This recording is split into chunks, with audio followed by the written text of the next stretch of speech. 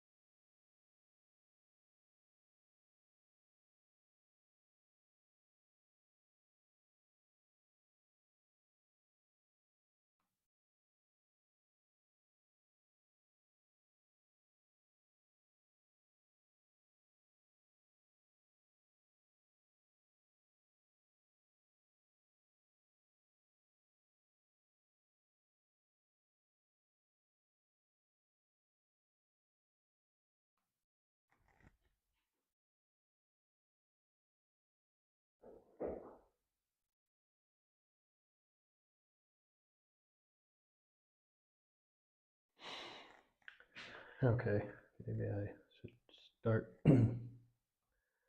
Sorry, in my YouTube stream, on my YouTube window, my watermark is there and it's not supposed to be. And I don't see it on my OBS stream. But if when I switch one of my views, I've got my picture-in-picture video and it's going to be right behind that watermark. So I don't know how that's going to look.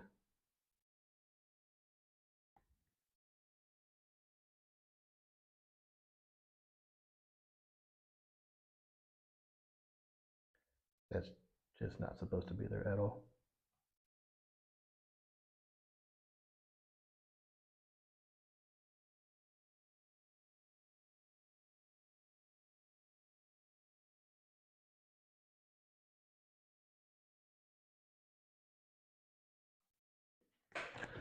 Okay, I'll go ahead and start. Maybe some people will join here in a little bit. So anybody's watching the stream, welcome. A couple of things I wanted to talk about tonight. Got three things in order. One is the passing of the congressional aid packet to Ukraine.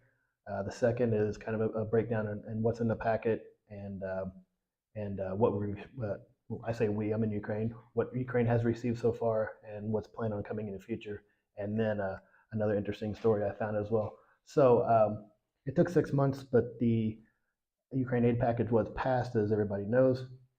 I was trying to do some like on the street videos. I wanted to interview some people, but the weather's not been cooperating here, and I didn't want to stand out in the rain to do that. So maybe here in the next, like for the next week straight, it's supposed to be nice weather. So maybe I'll get some reactions to it. I kind of wanted to just break down what that actually means. Let me take off my house shoes. I've had the sliding my feet. My microphone picks it up. So even though everybody has kind of seen the breakdown of this, I'll go ahead and jump into it here real quick. Okay, so this is kind of a breakdown of what we're seeing for the aid packet.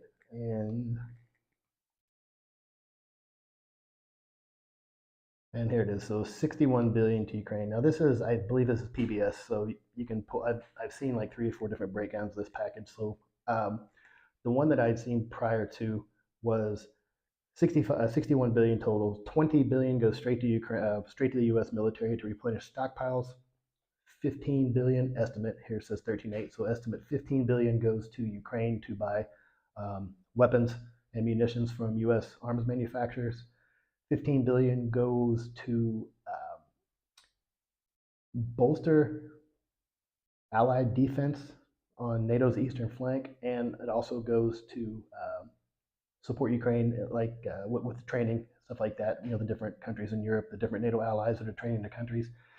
And then 8 billion, a little over 8 billion, goes straight to Ukraine for humanitarian and like civil needs and things like that. And then it was around 3.8 trillion goes to Ukraine. I'm sorry, 3.8 trillion goes to. Oh, what the heck was that? 3.8, 13. I'm gonna have to. I forgot what that was. 8 billion. Here we go. 8 billion, 13 billion at the bottom. 3.3 billion goes. That's not it. Now I forgot what it was. Sorry about that. But there's like another 3.2 or 3.6 billion dollars that goes to something else as well. Anyway, so the whole point of this is everybody wants to know. Well, before I jump into that, even though we've been given this breakdown, it's published for everybody to see. We still have opponents of the bill in Congress, elected politicians screaming, why are we giving another 61 billion to Ukraine? We're not giving 61 billion to Ukraine, which leads me into my next point. If everybody wants to know, is this going to be a game changer? So I will tell you right now, I don't focus tactical level intelligence. I focus strategic and operational level intelligence. It's what I did for the last 15 years of my career, which is why I don't do videos of the FPV drones, and I don't talk about, the Battle of Avdiivka, because I see a lot of these people on YouTube and they focus on these tactical level skirmishes. In military doctrinal terms, they're called meeting engagements, and they don't give a bigger operational picture of what's actually going on. I see so many of these people, doing daily updates from Ukraine. Hey, let's go look at the maps. Let's look at the maps. They look at the map like it's a scoreboard, and the maps really haven't changed. The front line is pretty static. In fact, the front line hasn't moved a whole lot even since 2014. Right after the initial invasion, Russia occupied about 28% of Ukraine. Ukraine had taken back 54% of that land, and then after the fall of Avdiivka, Russia did make some gains, but Ukraine still recovered about 50% of the land that Russia took during the initial invasion. So I don't do that. So I kind of look at the overall picture, because if all the tactical level skirmishes were going in, favored one side, then it would give you an operational picture, but it doesn't, because the line of contact moves, 500 meters one day, maybe 1 or 2 kilometers the next day, and it goes back and forth, and it doesn't really give you that big picture. Plus, was an intel guy. I still do consulting for the military. Not here, by the way. I have to put that out there in case there's any Russian trolls here. Anything I do like consulting for the government or anything, I have to leave the country to do. I am not allowed to, nor am I authorized to do any type of activity on behalf of the U.S. or its interest while I'm actually here. And hi, Russell. And so anyway, so I don't really focus on the I focus on the bigger picture stuff. And so a lot of things that people want to know is, how much difference is this aid packet going to make? So we could talk about that and break it down a little bit. Right off the bat, as I told you, there's not $61 billion coming to Ukraine. If $61 billion worth of aid was all coming to Ukraine and all munitions, it would probably make a big difference. This won't make that much of a difference. And I shouldn't say it won't make that much of a difference, but I'll talk about the end state of why I said that. And it's not going to come all at once. Like I said, it's around 15 billion, and I believe the first package they're sending now is approximately $1 billion. And I can tell you some of that equipment is already here, moves that quick. We have staging. When I say we, I'm talking about the U.S. So, and being a former military guy, I refer to we. So I'm not speaking on behalf of the government. I'm just speaking as somebody who understands how it works. So we, as in the U.S. government, has already had staging areas in, like Poland and Germany and places like this where we have bases. So some of that equipment, within hours of the president signing the bill into law, came across the border and have already been distributed to some of the units. And so, which brings me into another story I wanted to pull up. One of the big things that everybody has been excited about, all the experts on television and everybody, they're talking about the ATACMs. ATACMs are going to make a change. They're going to do this. They're going to do that. They're going to do this. Yeah, ATACMs are good, but funny. Look at this story here that I found. ATACMs, the long-range ATACMs, were actually sent as part of the $300 million aid package that was sent back in March 12th. Right before I started the stream, I saw a UATV report that said Ukraine had received 100 ATACMs. I'm not 100% sure if that number is correct, so don't quote me on that, but they were sent. And then I saw also here on April 17th, the ATACMs were used for the first time, the long-range ATACMs. So these things have been here. They've been in use for 9, going on 10 days now. And so Even though a lot of people get excited, talk about, hey, ATACMs are on their way, they're already here. They're already doing their work. And anything that comes, it's not. There's no silver bullet. It's all just another like a tool in the kit. And so like I said, this is not 61 billion coming to Ukraine. It's going to be parsed out for a while, and but it is going to make a difference. Now, what makes me extremely optimistic about this? A lot of people talked about the Battle of Avdiivka, and Avdiivka at one time was a strategic point. By the time Russia took it, it was just a pile of rocks almost. There was nothing left, so there was no strategic point at all. I mean, it wasn't any strategic value by the time they took it. The only reason they were able to take Avdiivka, and by the way, they've been trying to take Avdiivka since 2014 when they first, the conflict actually first started. So they've been trying to take it for 10 years, and it cost them over 400,000 troops and I don't know how many vehicles, to actually take this non-strategically important city anymore. So why did they decide to take this? They took this because Putin needed to have a victory to show the people prior to his election. So what they did is they massed forces, they pulled forces off other areas of the front line, they massed forces, they sent them in, and they lost around 40,000 people and a lot of equipment. They lost, I've seen estimates anywhere from a rate to 8-1 or 10-1. So for every Ukrainian that died, 8 to 10 Russians died. So they were able to make this small tactical, have this tactical victory, and then they were starting to actually progress past that. They did pick up some gains after Avdiivka, but since then, they kind of lost some momentum. They took so many losses in Avdiivka and they lost so much equipment. The Russian troops were wore out. But that is when they actually had the chance to try to, make these gains, and they really didn't. So when Ukraine was starting to run out of ammunition, is when Russia had the best chance to make the gains and to make like the operational strategic gains, and they just failed to do that. Like I said, their people are wore out. The people they're conscripting aren't seasoned soldiers. They're not veteran soldiers. They lost all their best soldiers at the beginning of the war. And so what I'm looking at is you have a bigger country, Russia, with a lot of people and not that great of equipment or training against a smaller country with not as many people and not as much equipment, but better trained people and better equipment. So looking at that equation, the long run, strategically, the picture favors Ukraine. So like I said, the Russian military was not able to make those operational gains like we thought they were going to after Avdiivka when Ukraine was running out of munitions and running out of weapons. And so the fact that for the last, week and a half, the front lines have been primarily static leads me to believe Russia can't push anymore. And now that all this equipment is going to come back in, and I think even though a lot of people have been talking about, Ukraine being in the defense throughout Russia possibly doing an offense of their own in the spring, I don't know. I don't necessarily see it happening. I'm thinking Russia has exhausted itself, and once this equipment comes in and Ukraine does conscript new people, and morale's going to be up, more than it is now, because now that they actually have the equipment coming in, more people will want to join. I understand being patriotic. I also understand not wanting to sign up for a military that doesn't have any weapons or anything. So I understand that. So I'm pretty optimistic about this. I will say this, and I've said this multiple times, and I will repeat this. Even if every country in NATO gave all of their munitions and equipment to Ukraine, that's still not going to end the war. Even if Ukraine meets its strategic goals of pushing Russia out of Luhansk, out of Donbass, and out of Crimea, and taking back 100% of its territory, that is not going to end the war. Why would it?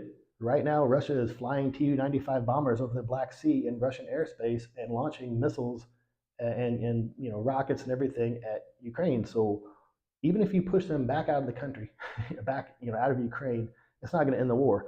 So there needs to be a whole government solution on how to bring this war to an end. Personally, I think it's going to be done through a combination of Ukraine pushing with its military might and basically the Russian populace losing faith in Putin. And then we all know how dictators in Russia fare once they smell weakness. It's like wolves. They smell weakness and they just pounce. So I think this would be I think the summer is going to be a little more decisive than we actually thought it was. We thought it was just kind of going to be, Ukraine holding in the defense and Russia pushing forward, and I don't think it's going to be like that.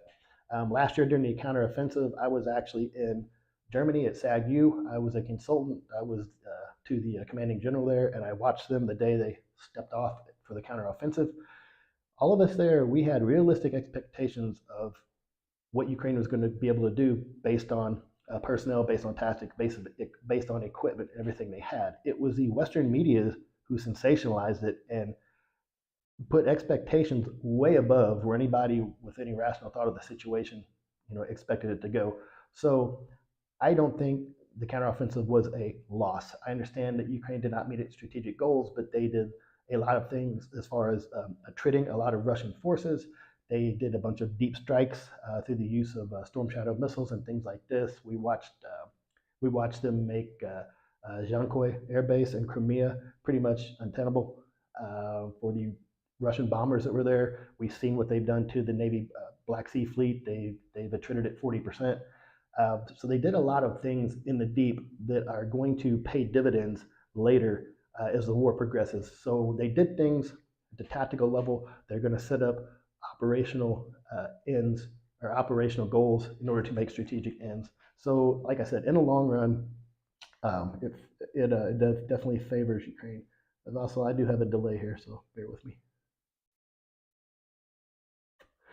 People are worried Ukraine cannot do anything because the Russian smart bombs. Okay. Well, I'll tell you this, man.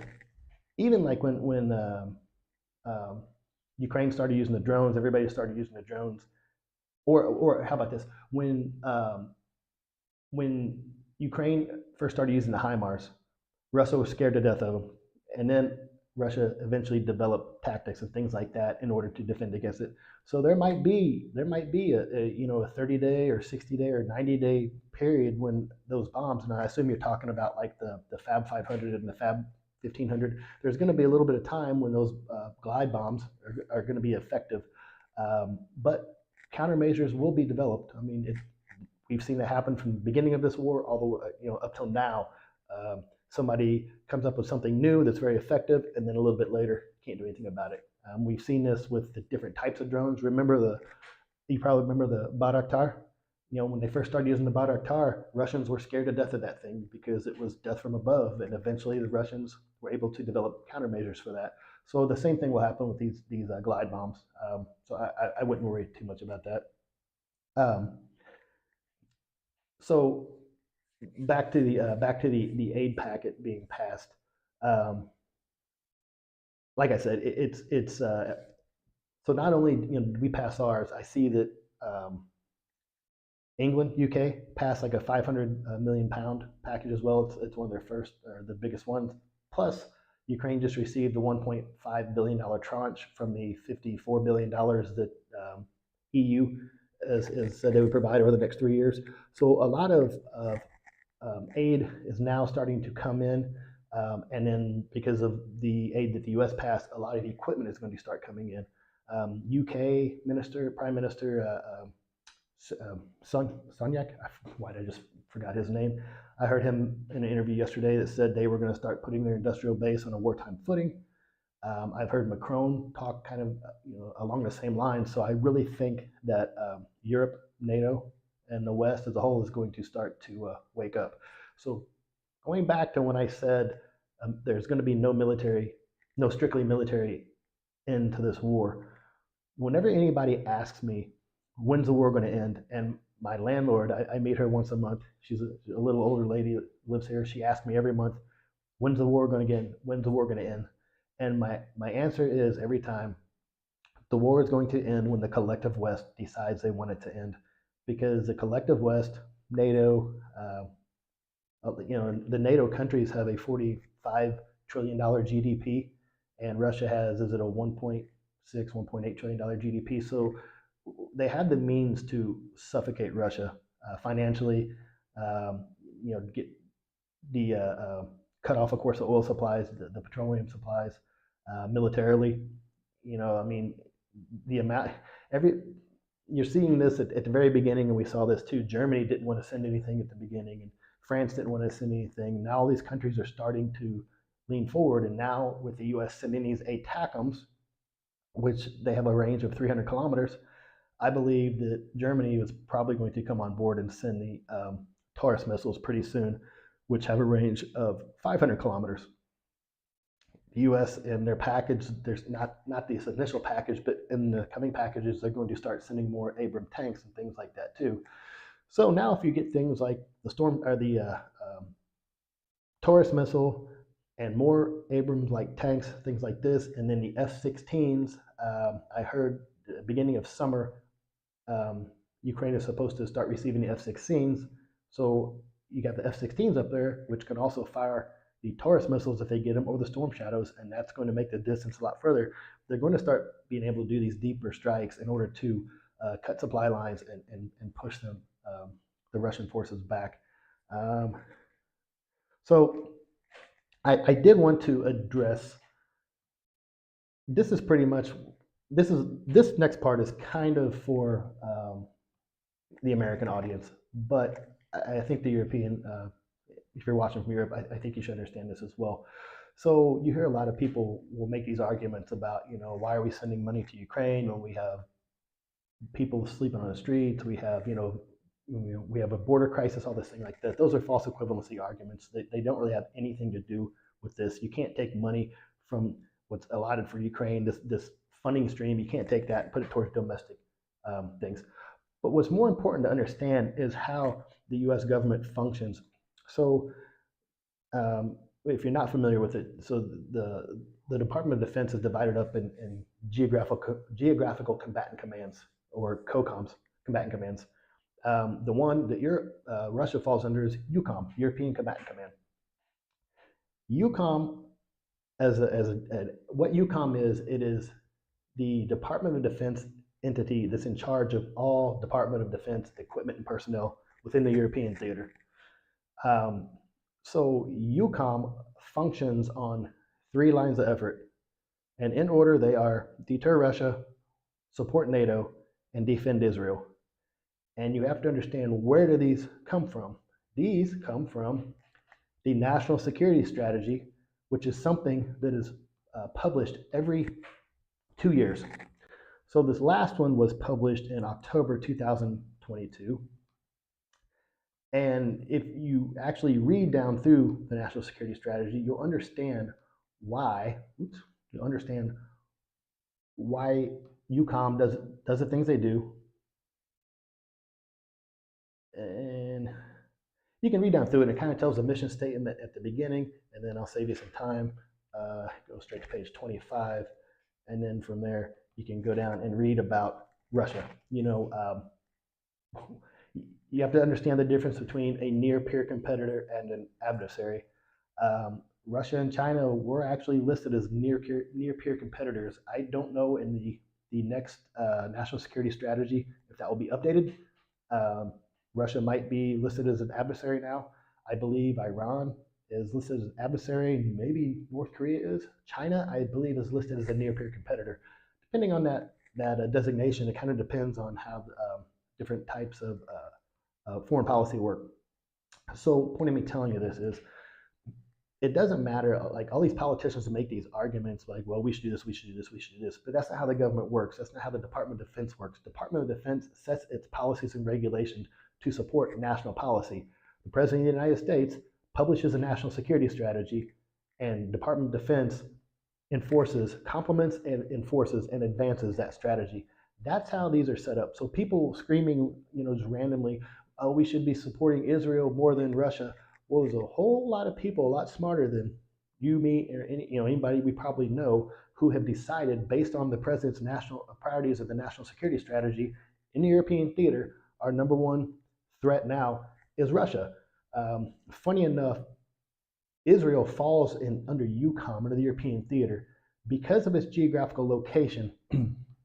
Because of geographical location, it should fall under CENTCOM's, the Central Command, which is that's in charge of all the Middle East, like Iraq and Syria, all this.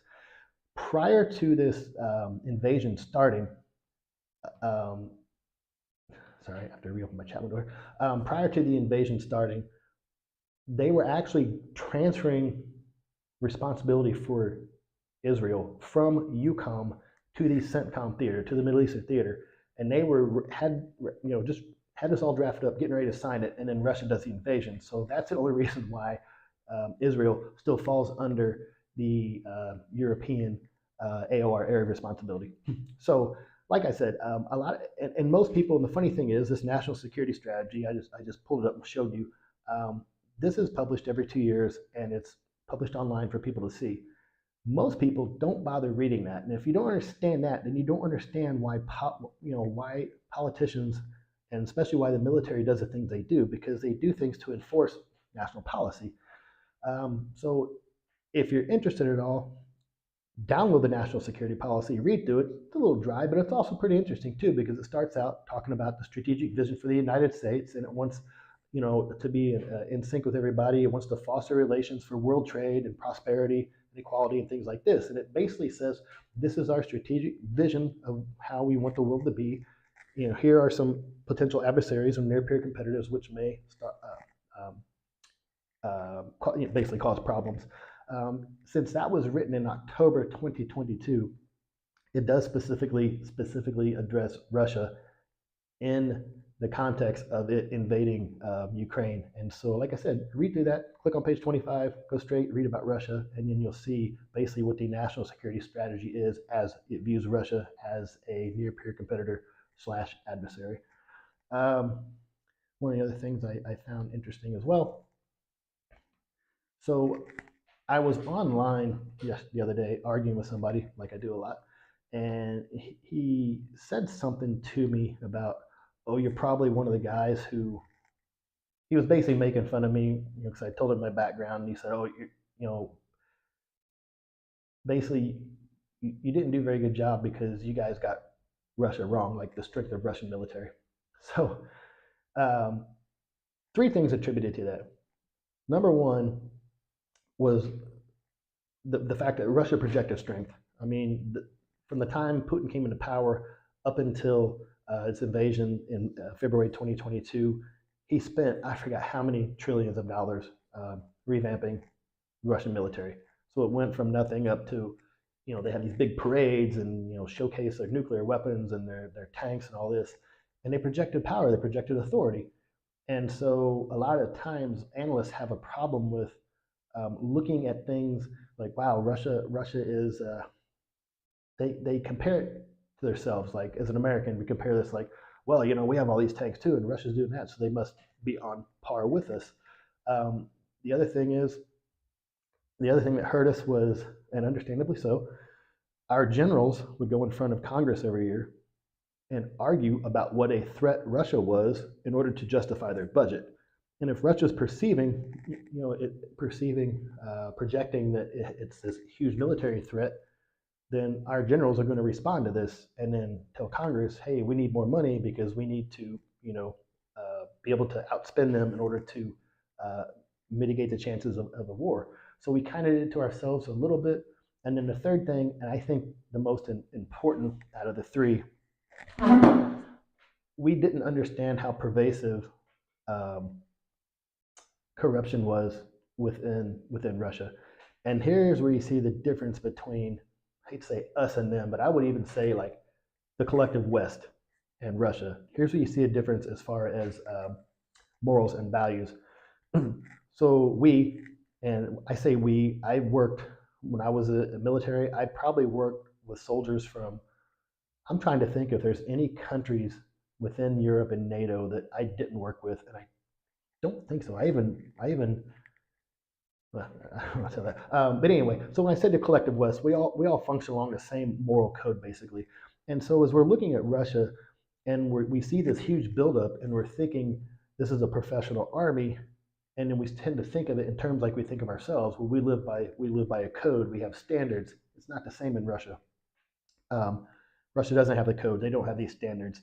And the corruption, and I've come to understand it a little bit more after living here for 5 years, because I've had a lot of Ukrainian friends kind of explain to me how it was in the Soviet Union and why the government kind of made corruption at the lower levels necessary for people to survive.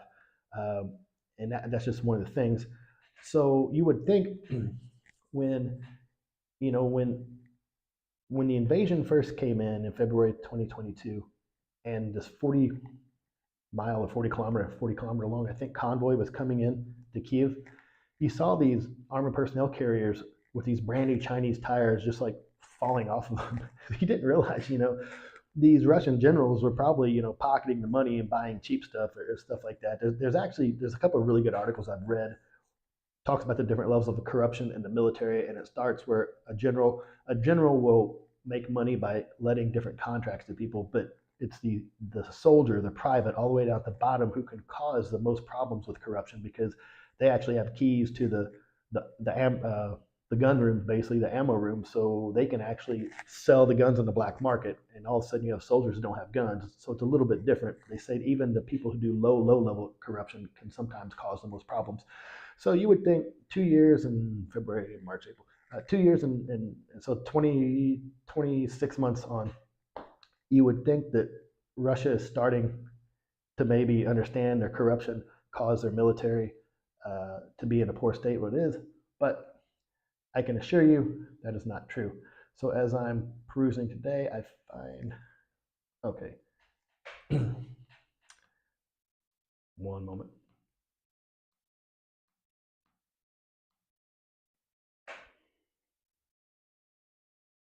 Nope, I don't want, oh, okay, here we go.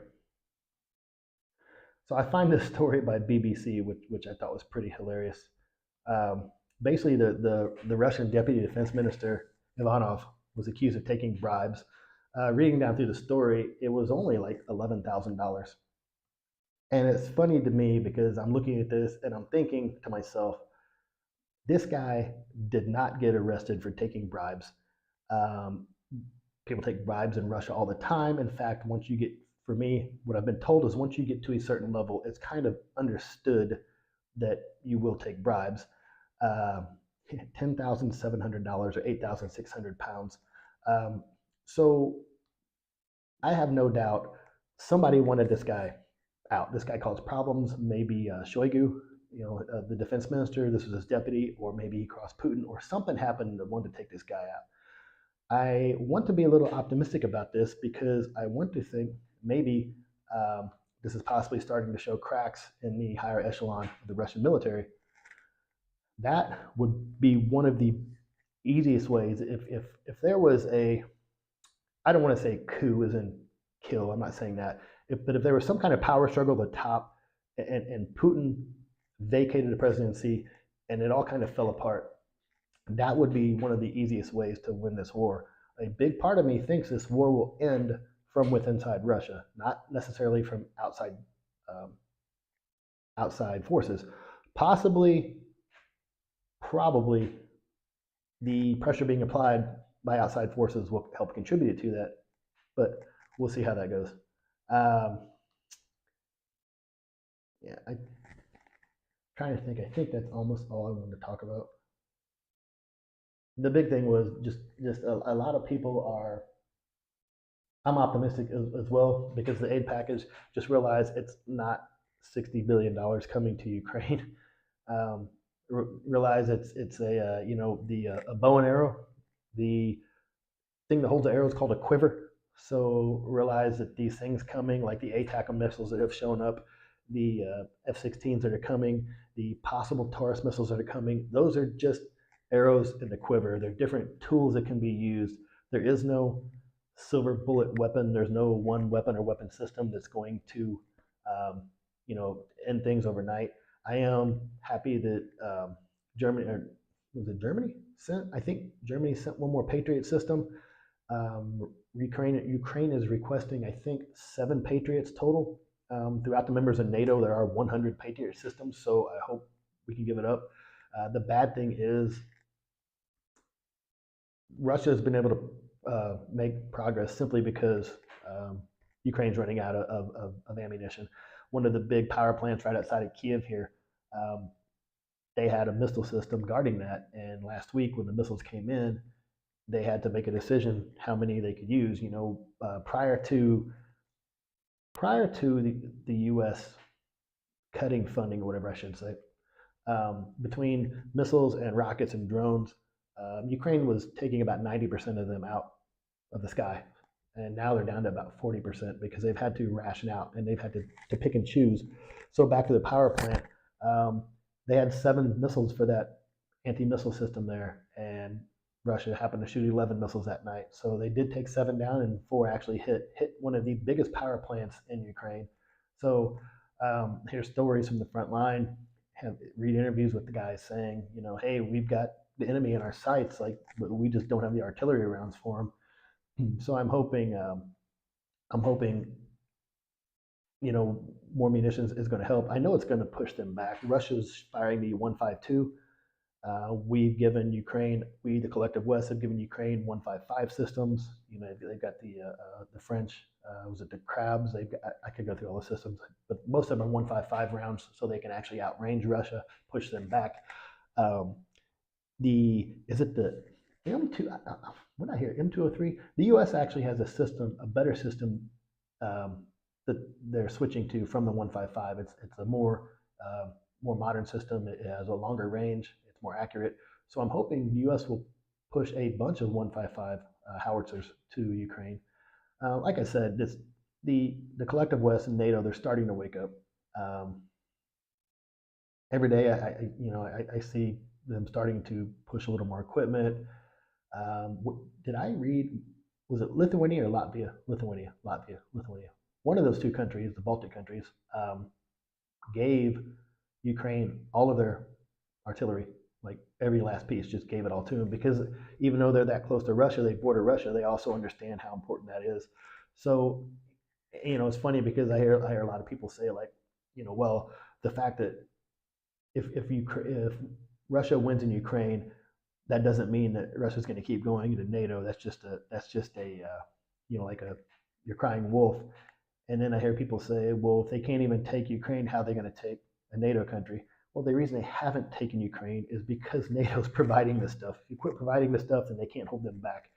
However, I think it tells a lot when U.S. intelligence, British intelligence, Czech, German, French, and now I see Latvian, or I'm sorry, I think it actually is Lithuanian, and one of the other, I know it was Poland. All their intelligence services have talked about, hey, we have indicators that Russia is preparing an attack in the next, few years. Not necessarily overnight, but it's like when you have that many people spread out across a globe and they're all saying the same thing, we have indicators, you might want to listen. So, like I said, I was talking to my landlord today. I'm a little more optimistic about this summer than I was last summer. Last summer, we understood, the Russia dug the Surovikin lines. They dug in, so improved defensive positions. They were, in deep when Ukraine came forward. They hit the minefields, which really stopped them, but they wouldn't be able to go too much past that anyway because of the defensive lines. Now, as they've pushed forward, Ukraine has dug in their own defensive lines. They basically made their own Surovikin type lines, or I shouldn't say that. I guess I should say Sirski lines. Not Giuliani, or not oh, good grief. What was the last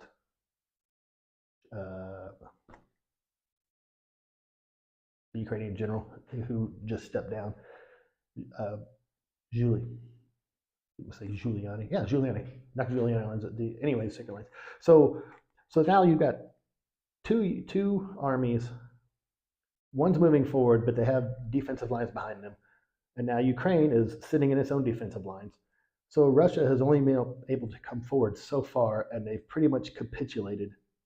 Now that Ukraine's going to get all these weapons and stuff, they're probably going to be able to start pushing back too. So even though, like I said, a lot of people think that Ukraine was just going to stay in a defensive position all of 2024, and Russia was going to do this big offensive. And even now, Kirill Budanov, the intelligence chief for Ukraine, says that they believe Russia is going to do this big offensive push.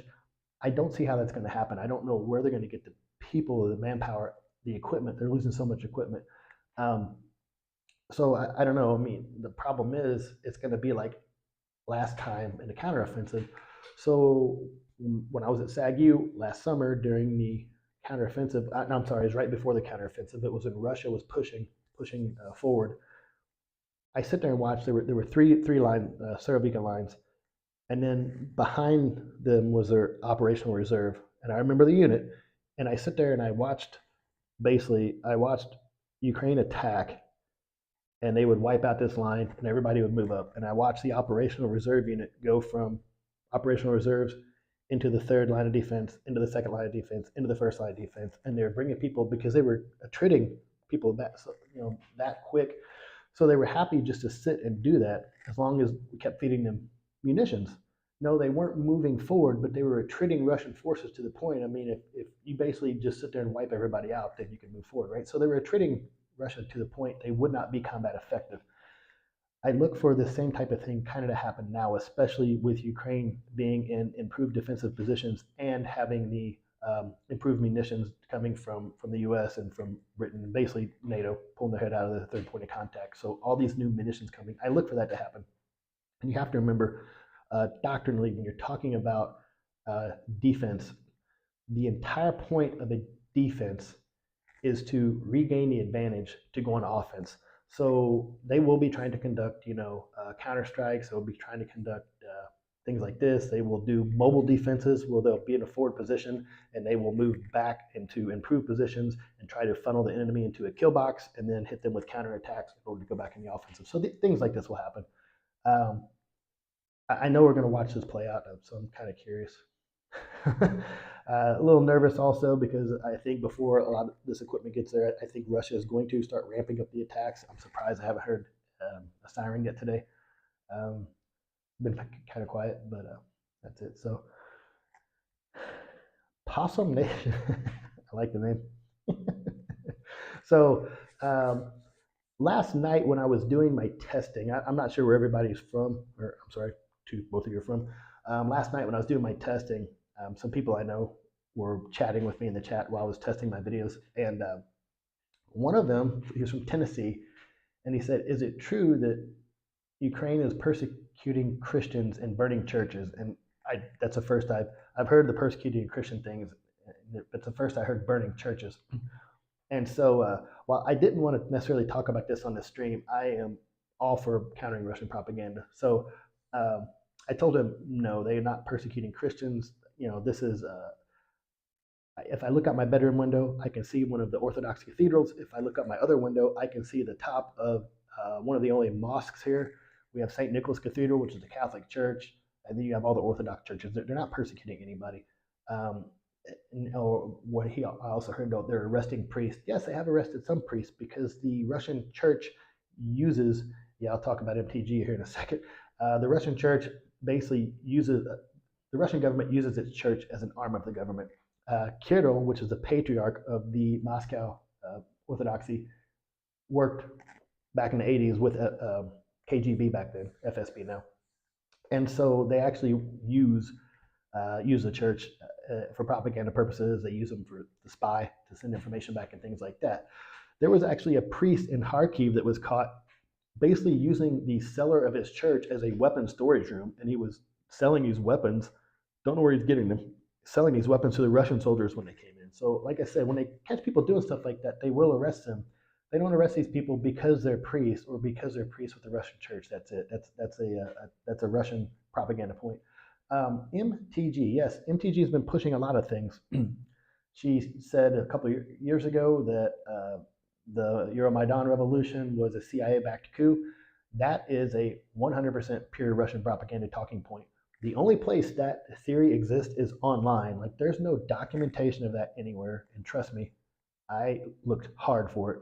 This is back when I was working as a contractor for one of the intel agencies. I looked and looked and looked. I wrote my first white paper on the Euromaidan revolution in early 2015 for the Defense Intelligence Agency. I looked, I didn't find anything. Where that comes from is a couple of things. Putin and the Kremlin, Putin was KGB. He grew up in the Soviet Union. They do not believe in the power of protest. They do not believe that a grassroots cause like that would change a government to change his mind, change his views. So he also could not let that get out to the Russian people that, hey, there was these mass protests and it caused them to oust this president and that people got their way. So Putin and the Kremlin crafted this narrative The only way that was to happen is a CIA-backed coup. That's why that happened. She also says, yeah, okay, so no. So the phone call with Victoria Nuland, I've listened to this so many times and it cracks me up because people will tell me, oh, Victoria Nuland's on the phone talking about who they're going to put in power. No, Victoria Nuland was talking with one of her aides about which Democratic candidates they wanted to put their backing behind, which I think is something probably most people who work in foreign policy do. We want to advance, democratic friendly candidates, and we want to advance democracy in countries. So we put our backing behind democratic pro-democratic candidates. That's it. And she said two names. She said Klitsch and Yats. Neither one of them became president. Klitschko ended up becoming the mayor of Kiev, and Yatsuk ended up being the prime minister. The prime minister is elected by the Verkhovna Rada, which is the Congress here. At the time, there were still pro-Russian MPs, members of parliament, within the Rada. So those people also voted to confirm Yatsuk as prime minister. So that whole thing is funny. That's strange. That the whole thing, like, oh, there's a phone call. The other thing she talked about was, and this was more recently, she said Ukraine is one of the most corrupt countries on the planet. They are kidnapping children and selling their organs. She actually said this, which is pretty disgusting. UN Human Rights did an investigation. They found no evidence of that happening. Canadian intelligence actually put out an open source intelligence report where they were not able to find anything to verify that either.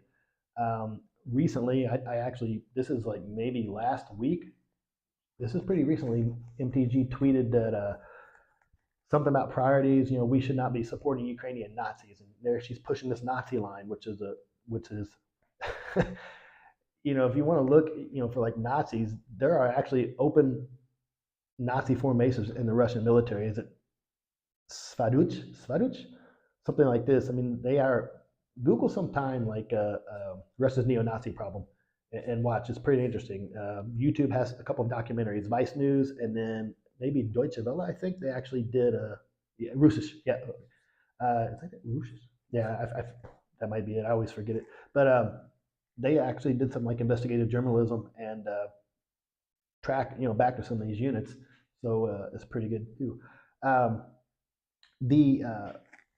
When I was talking about, I think the end of this war will come from inside Russia.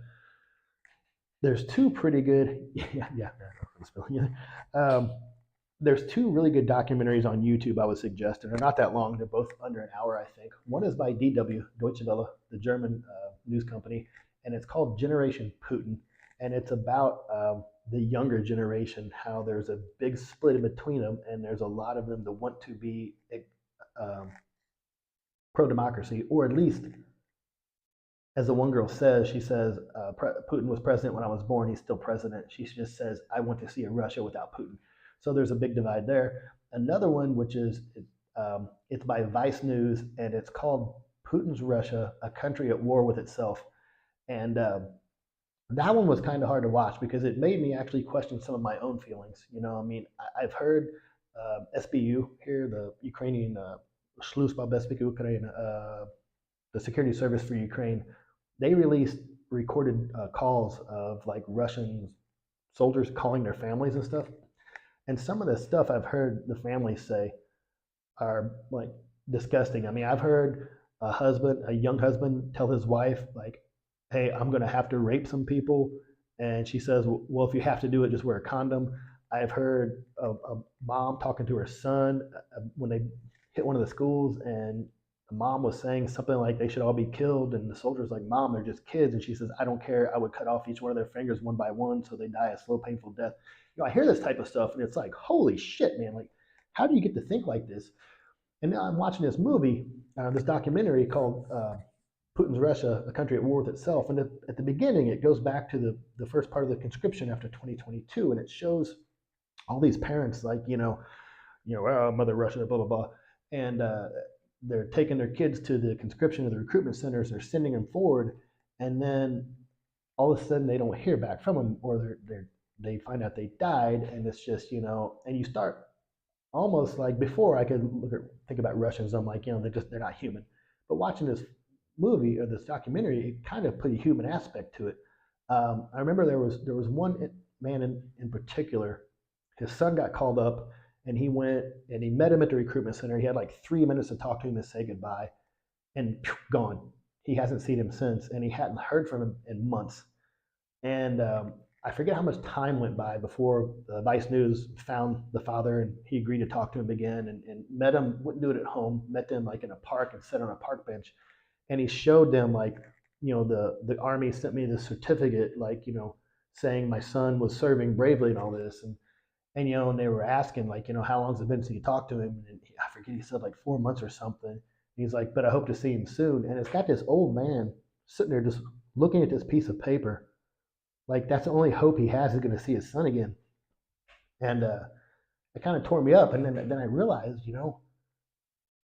these people have been inundated with so much propaganda for generations, generations. At the beginning of that documentary, I remember they met one of the young kids at the station. They said, oh, you're being, conscripted, you're being called up. Do you want to go? He's like, yeah, it's my duty. I have to go fight defend my country. I'm like, you defend your country? You're not even fighting in your country. You're fighting in your neighbor. So how are you defending your country, fighting in your neighbor, or fighting, defending your country while fighting in a neighboring country? And so, like I said, there's so much propaganda that goes into these people. For us, I can read Russian propaganda. Okay, that's garbage. But think of that's all you get from all your news sources, from all your government sources, the news. If you ever get a chance, or if you never thought about it, go on YouTube and watch some of the Russian state television channels and turn on the closed captions if you need to, so you can understand them. And you watch this stuff and you just laugh and you think this is so ridiculous. Why would anybody believe it? But these people, that's all they get, 24 hours a day. The older people don't. They watch state media, television, and they still read newspapers. They don't do the stuff on the phones, so they're actually worse. The younger generation, they they use VPNs, they use telegrams and things like this, and they see some of the real things that's going on, even though the state's telling them, hey, we're over there, we're liberating, we're helping people, and then they'll see like the images that came out of Bucha and Irpin and Hostomel, and they realize like, hey, what the government's saying and what's actually going on isn't quite the same. So like I said, that was a pretty tough one to watch, because I mean, as a Westerner looking at that, I just think like, how long can that keep going? How long can those people just keep letting that happen? Eventually you would have to say enough is enough, right?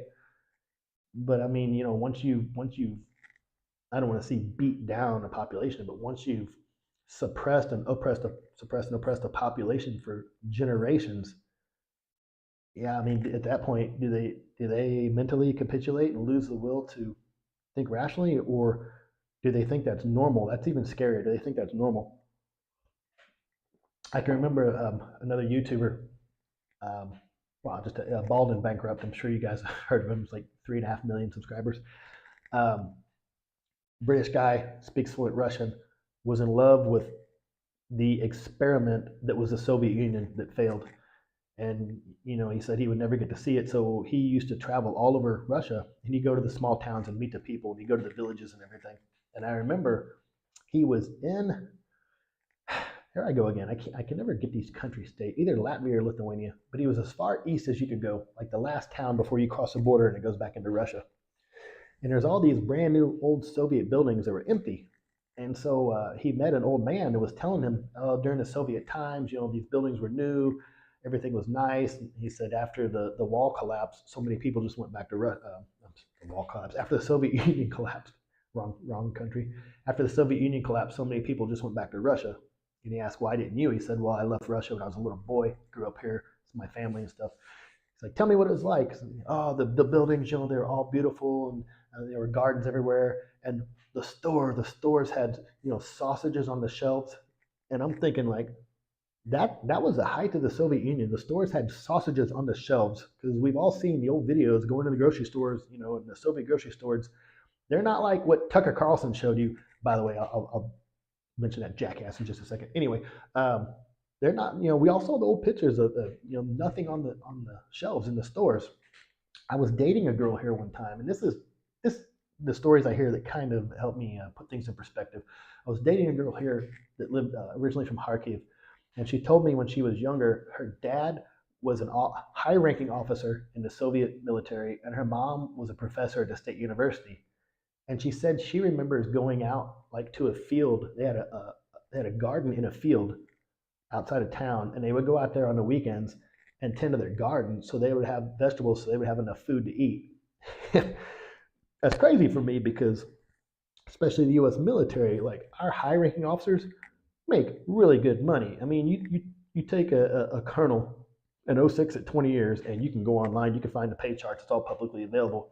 I would say a colonel makes probably $80 to $100,000 a year. A 20-year colonel's been in for 20 years, makes probably $80 to $100,000 as their base salary. They get a housing allowance on top of that, allowance for sustenance. If they live overseas, they get what's called a COLA. That's to make up for the cost of living, a COLA cost of living adjustment to make up for the local currency or expenses as it compares to the US dollar.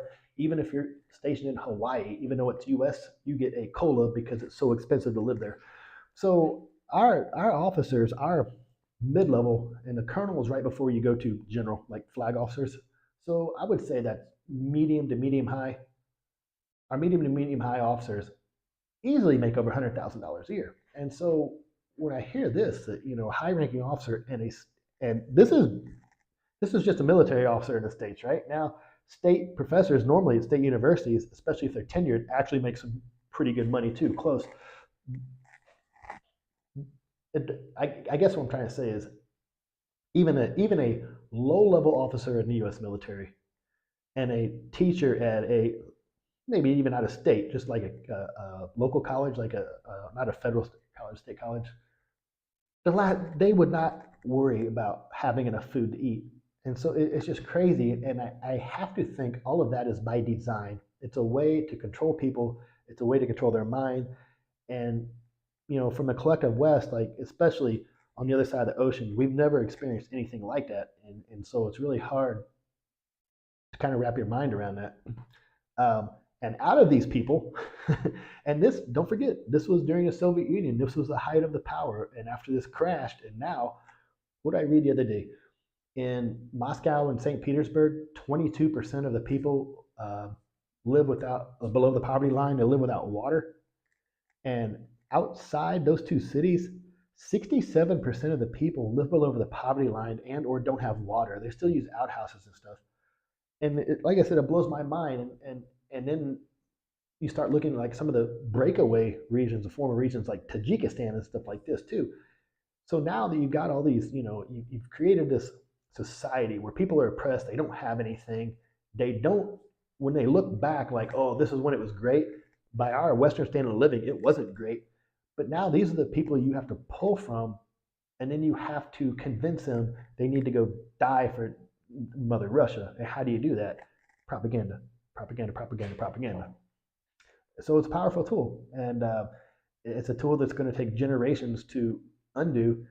And I think the younger generation is going to be the ones to fix it. Just like here in Ukraine, the younger generations are going to be the one that finally stamp out corruption. And when I say stamp out, I don't mean 100% because even in the States, we still have corruption. And a lot of people, let me bring that up. A lot of people will say things like, "Oh, Ukraine is corrupt." Yeah, but that's an arbitrary statement, and you don't understand the context to put that in. Funny enough, in Ukraine, lobbying and lobbyists are seen as a form of corruption.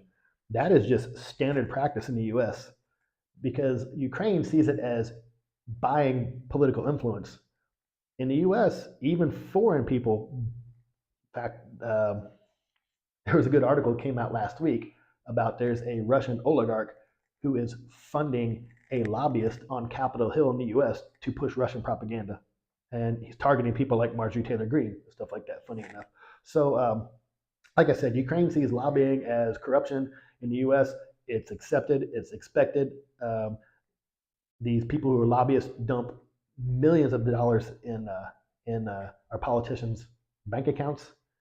Yet we have people there pointing back here like, oh, you guys, Ukraine's corrupt. So it's kind of funny. Back on the Tucker Carlson thing, when he went into the grocery store, and I guess you saw the interview. Then he did the little trip, and it's funny like that because what he started out, he put the quarter in. He's like, oh wow, look, I put a coin in here, and I can take a shopping cart. I'm like, yeah, I had that in Germany like a decade ago. Same thing, that the tracks that lock the wheels in. But the funniest part when he said, oh, I thought we were gonna go into a he didn't say authentic, to a real Russian grocery store to see what it's like. He went into a Shan, which is a French grocery store. It's a French chain. It's not Russian. So I've got an Ashan here. I went to it today in Ocean Plaza, and I wish, like right after he did that interview, I wish I would have went and did a mock film, same thing, because same thing. You have the shopping carts, you have the things that go upstairs. I could have went over and got the bread. Oh God, that's so good. But that was just got to be one of the low points of Tucker's career, him making that video. Jon Stewart does the Daily Show, Tonight Show. Google Jon Stewart, Tucker Carlson, and watch that clip. It is one of the funniest clips I've seen on TV for quite a while. It's pretty good. So, yeah. So, okay, I'm just rambling and rambling now. Does anybody have any questions? Sorry, by the way, I apologize. Last night I started to do this, but I got some new software and had some problems in the output for YouTube. It was all distorted, and so I had to end up deleting the software, reinstalling it, and I'm still getting used to this. So as I get used to this, I'll be able to have more put in videos and transition between screens and stuff like that a little easier. But so does anybody have any questions about anything here besides the stuff you're asking about, like Russian propaganda stuff? Marjorie Taylor Greene, that's good stuff. I always like to counter that whenever I get a chance.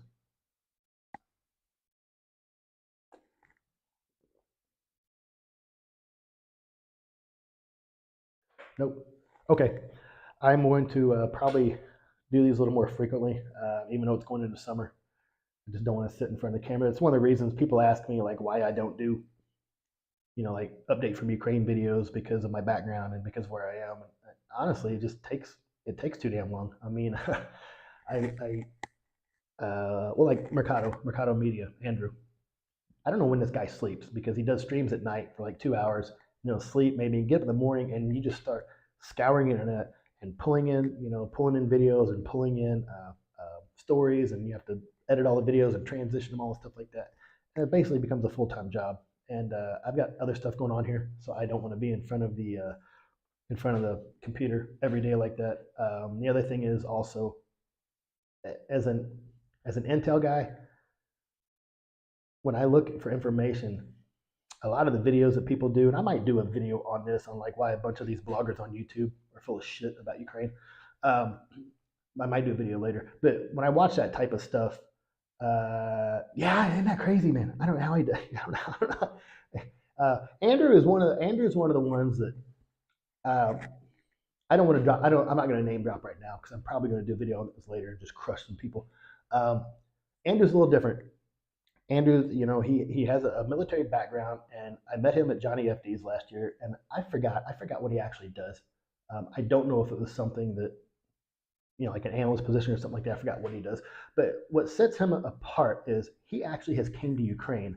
A lot of people back in the States who do these videos, they'll fundraise and all that stuff, and yeah, it's good.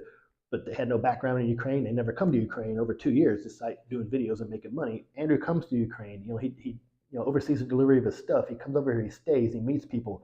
I have a lot of respect for that.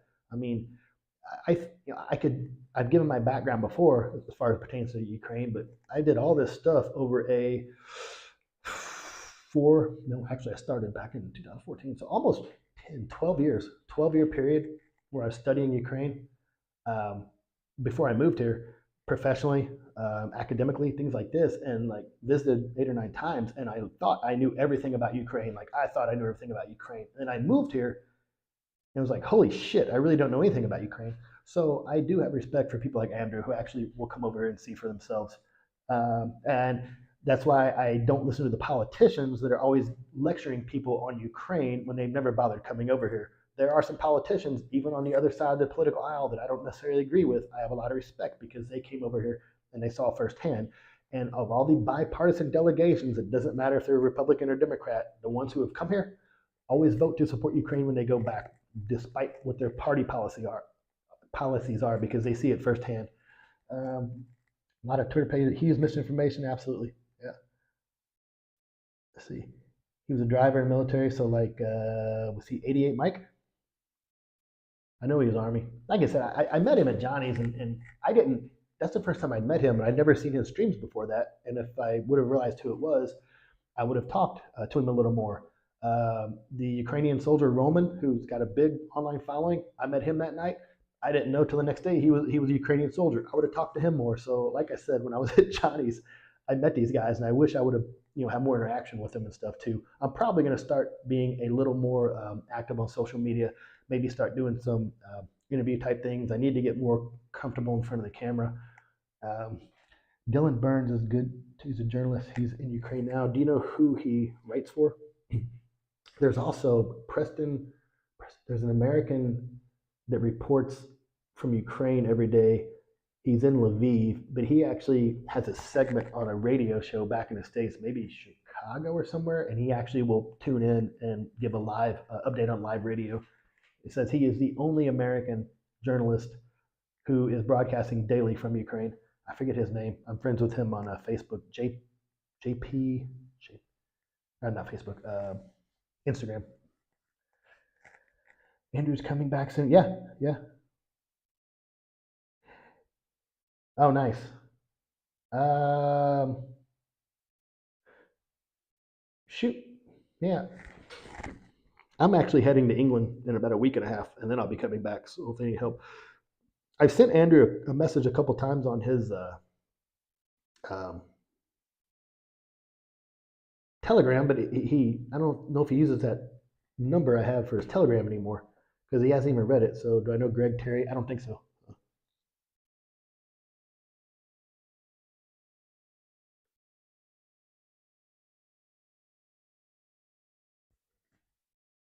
No, I don't think I do. Is he a is he an online personality as well? Oh, I'm sorry, I didn't finish my thought. I'm sorry. I'm sorry.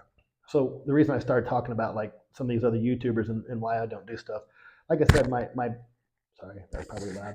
My background is my background is Intel, and so when I look at things, I don't I look for information, and so a lot of these YouTube stuff like that, like as far as an analyst, and I live here, I am inundated with this stuff 24 hours a day, no matter what. Turn the TV on, go outside, anywhere. So I don't need like fluff pieces. I don't need to watch FPV drones. I don't need to watch, videos and stuff like this. I get it all day long.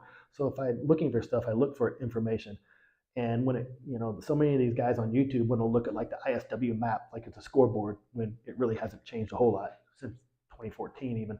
Um, and and Intel, when you look at it, it has to be two things. It has to be relevant. It has to be timely. Well, ISW updates their map like 3 days after the fact because they don't want operational security OPSEC violations, and I get that. So I don't go out there and watch these videos like filler, and I don't care about stuff like that. I watch local TV, watch state TV. I do track Russian channels and stuff like that too. So I don't want to make those kind of videos. I don't want to make those kind of videos. Here, let's go out. Let me Google here. Let's play this video clip, and now let me give you my opinion because it's filler. Like my channel's not monetized. This isn't my job. I don't get any income from it. If you ever watch my videos and you see a commercial, not my fault. Not monetized. YouTube puts those on there anyway. My whole point is, if I was going to do a video, it would be almost like an Intel brief or a battle update brief or an Intel brief. But those are extremely boring. The average person doesn't want to sit there and talk, listen to you talk about ALOCs and GLOCs and decision points and stuff like this. But they're not meant to be entertaining. They're meant to just get value across, information across, get it across in a timely fashion. It has to be relevant. So that's where I kind of get torn. That's why I used to just do travel videos because of with my military background. And like I said, if you don't know, I was an intel officer in the military 22 years, intel officer for 15 of that, specialized in Russia, Ukraine, Moldova, Eastern Europe. Moved here 2019, did a master's degree at Taras Shevchenko University. Been here ever since. So because of who I am and my background, when this kicked off, I could have just started doing videos and I could have, had one of these channels that probably had God knows how many followers now, but I didn't want to do that. I mean, it's like I said, I don't want to do those kind of videos, just like informational update videos. I mean, but that's not saying there's anything wrong with it. Some people like that stuff, but for me, like information wise, like I read some of those videos and I just don't get I don't get anything out of them. And I sit there and what really bothers me, and I will go into it when I do my video on this, is when I see some of these people who never had any background in Ukraine, never either had military experience or their military experience doesn't justify them making like, you know, battlefield analysis decisions because they don't understand doctrine, they don't understand tradecraft. They just will look at a map and then give their opinion. And then in the comments, people would say, "Thank you for your expertise and thank you for your analysis." And I'm thinking, what expertise and what analysis? That was just giving me opinion. That wasn't actually analysis. And I've challenged a couple of people on there before too. I said, hey, you do daily update videos from Ukraine. You've never stepped foot in Ukraine. And in fact, you were doing this before Ukraine started on your channel. And people will come back and be like, well, this person's self-taught. Self-taught. So that's where the state of the internet is now. He's been in Ukraine a long time. Where's he from? Oh, so he does. Greg's channel. So he does have a channel.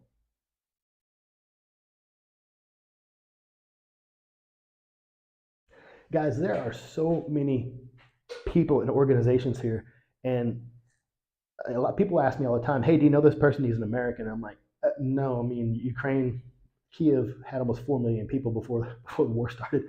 Like just last week, I met this group. It's a bunch of Americans who are over here helping train also, and they've been here for a while, like a year and a half, almost 2 years. I didn't know they were here. I read something the other day online that said approximately 20% of this war assisting Ukraine is being funded through private organizations, NGOs, non-government organizations, and private international donors. That's huge. That's really huge, especially the current statistic. So it probably was more before because you think interest and stuff kind of traces off, levels off. Like I said, that's huge, and there's so many people over here. It's crazy. I mean, I meet people all the time, and just like 40%. Yeah, well, that would be even bigger. I don't know about that just because of the. I mean, don't get me wrong. I see there's so many organizations in here, but when I look at like the 61 billion or even just the 13.8 billion that they're sending to Ukraine and the 54 billion that the EU has pledged, and when I look at those amounts of money, I'm thinking I don't know if like private organizations, NGOs have been able to raise that level. Certainly, when this first started, before they got those procurement and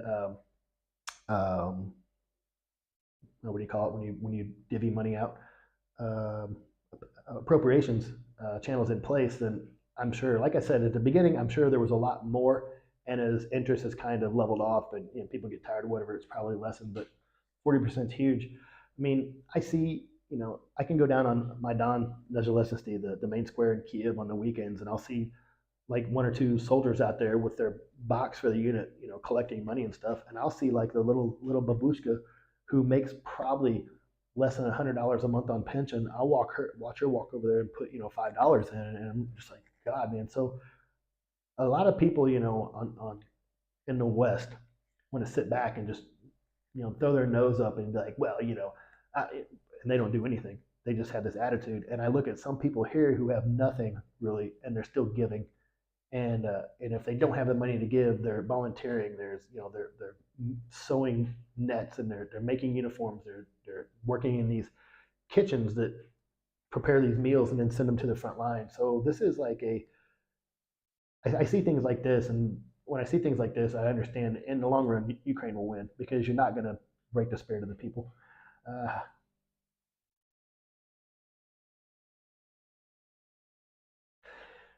Yeah, well, yeah, and I talked about that on one of my other streams that we send it, and that's how they oopsied was it $8 billion or something like that last year because they send stuff based on what it costs now, not what it cost when it was bought and procured and put in storage, sometimes 34 years ago. Yeah, yeah, Leslie, agreed. and I thought about doing a video on that sometime, just showing like the local people who they're still very much into this. There was a we were talking about Russian propaganda the other day. Yeah, talking about Russian propaganda, and one of my friends posted the other day of an Instagram video, and it was showing like people dancing in the club, and it was from a CBS report, CBS News, last 2023, and it was saying, despite the war going on, the nightclubs in Kiev are dancing. It showed all these people dancing. Well, it's funny that CBS posted that, and then France 24, the French channel, went back and looked at that, and went back to like found these videos online and talked to people, and they're like, oh, that video is from like 2018, 2019, stuff like this. And so, come to find out, it was Russian propaganda that put that out there. But they put it on Instagram like everybody does. They just believe everything. I'm looking at this. Comments on the Instagram on this video, and people are just like, oh, it makes me so mad. I'm sending my money over there, so I'm sending money so they can party. And I'm just looking at them like, you just got exposed to Russian propaganda, and you just immediately ate it up, which is why I was so worried about that Tucker Carlson interview, and which is why I saw so many disturbing comments on social media after that interview, that they just immediately believed what Putin was saying. I mean, for God's sakes, he literally said, basically, it was Poland's fault that World War II started because it wouldn't give Gdansk to Hitler. And what did Tucker say? Of course. Literally, that was his reaction. Of course. Yeah. um, yeah, when that came out yesterday, or my buddy sent that to me yesterday, I immediately sent him the France 24 news story debunking all that. Yeah, also, and the CBS person came over here, and I forgot her name, but she interviewed some of the people, young people, and they were just like, and I don't, it wasn't people who were in the video. She was just interviewing people on the streets and asking like, hey, do you still go to bars and stuff? And they're like, yeah, we want to still live a normal life. We want the people to know that this is not gonna like put us, destroy our spirits. But those weren't the people that were in the video. And then so she does these interviews and then puts that as a voiceover for the videos, and people are thinking that these people are talking, probably never even saw those videos. And so it's pretty dishonest journalism. And once France 24 released that video, because like I said, they went back, they found the club, they found the video, they found the people in the video based on social media profiles, talked to them, and they were just like, no, that's, some of the clubs weren't even open anymore. They're closed, permanently closed, not there anymore. Even after they released that, CBS did not redact that. They did not say anything about it. The CBS report's still out there for you to see. So it's pretty disturbing. Um, Bars are open here, yes. There is a curfew in Kiev, in Lviv. There's a curfew of midnight. It's called Komendantский час. Usually bars close by 10:30 to give their crews, their employees, time to clean up and get home. Dance clubs, I'm not a dance club guy. I assume there are some open. There are these huge late night parties. I can walk down, there's one street I know that has 1, 2, 3, 4 bars on it. I can walk down that street and people will be in the bars, and I, I mean, they're in there having drinks, but they're not like these videos that they were showing on this news. People are just screaming and yelling and dancing like crazy. It's not like that. I haven't seen that here since before the war. So there's this misconception in the West. A lot of people think the country's at war, so everybody should be in a bunker, or in a shelter 24 hours a day. This jackass on the radio in Orlando, and I did a video on this. He says, oh, I saw a video where people were at the beach. I thought there was a war going on. It's like, do you realize that's 500 kilometers between Kiev and the front line? That's 300 miles. That's how far away that is. So, like I said, there's this misconception that doesn't mean stuff doesn't come out of the sky all the time. It was certainly different in, April 2022, 2 years ago. Bucha Irpin Hostomel, when Russia was right there, and they were close enough. They were hitting buildings not too far from me with artillery. They were that close. I wasn't here during that time. I left for about a month and a half and then came back. But they were that close. And during that time, the entire city, friends of mine, the time the invasion started to like the beginning of April. They were in the underground in a bunker. They leave real quick. They'd go to the stores if they could find any open and take food back, and that's how it was. But that's not how it is now. You can't expect an entire country to be underground. Like your factories have to produce. Your stores have to be open. People have to eat. People have to work. So it's crazy that there's some people that actually have this mental image in their mind that that's what should be going on over here. So, um, where where are you guys actually posting from?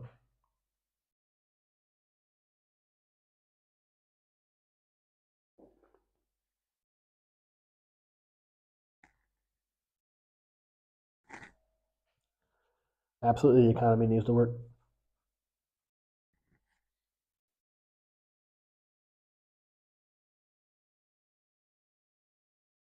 Um, Possum Nation. Just curious, what state? In Spain, but from the UK. And Leslie, where are you from in UK?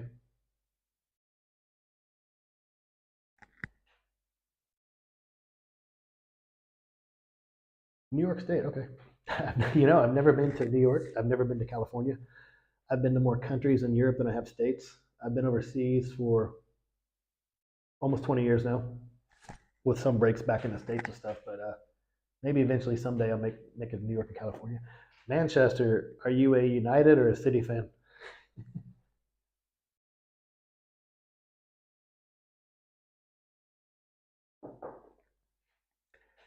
I have a friend of mine. He's British Army intel. I met him back in 2017. Lives in a little town called Congleton, and oh, nice. He is a United fan, and his wife is a City fan. So I guess you guys call that a house divided. Yeah, I've heard upstate New York, especially upstate. I heard that could it's almost like living opposite ends of the country. I lived in DC for about a year, and I do kick myself in the butt because I could have hopped a bus there and or a train even and went into New York for a weekend, and I didn't. And looking back now, I wish I would have.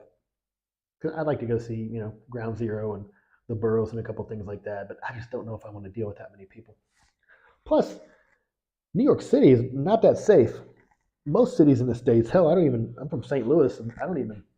When I'm home visiting, I don't even hardly go back. I don't go downtown, especially at night. Whew. It's funny. In 2021, my mom came to visit, and I live in an old district here. We were walking like 1 in the morning. This was before the war.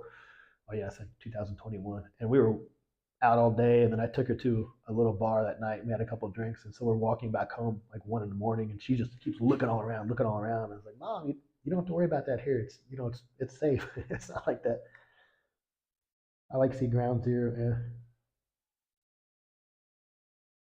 Really, you're from there, and you've only been a handful of times. Interesting, but I guess like yeah, I could see that too. Especially if you're from a rural area, you don't want to go to the city that much.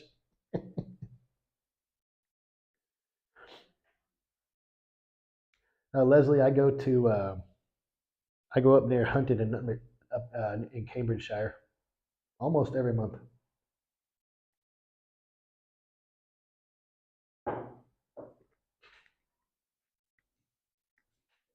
In fact, I'll be up there in about a week and a half. I'll be up there again.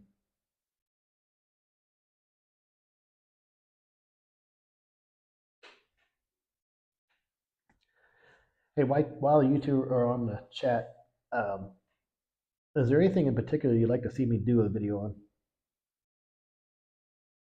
Like I said, now the weather's getting better. I'm going to go out and try to film some interviews with people, and I do plan on doing a little bit more traveling this summer throughout Ukraine. So I don't want to end up doing all military videos.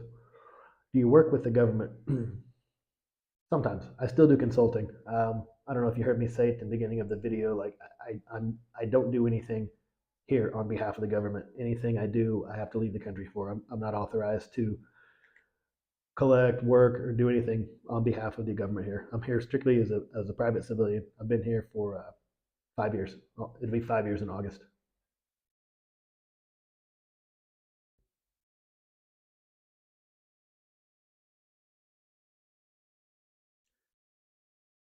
Oh yeah, no worries. Yeah, I was actually. What month is this? April. Yeah, last month at the beginning of March, I was actually in Germany for 2 weeks as well. So I moved here from Germany. I was in Germany, Stuttgart, prior to me moving here. I moved here in 2019.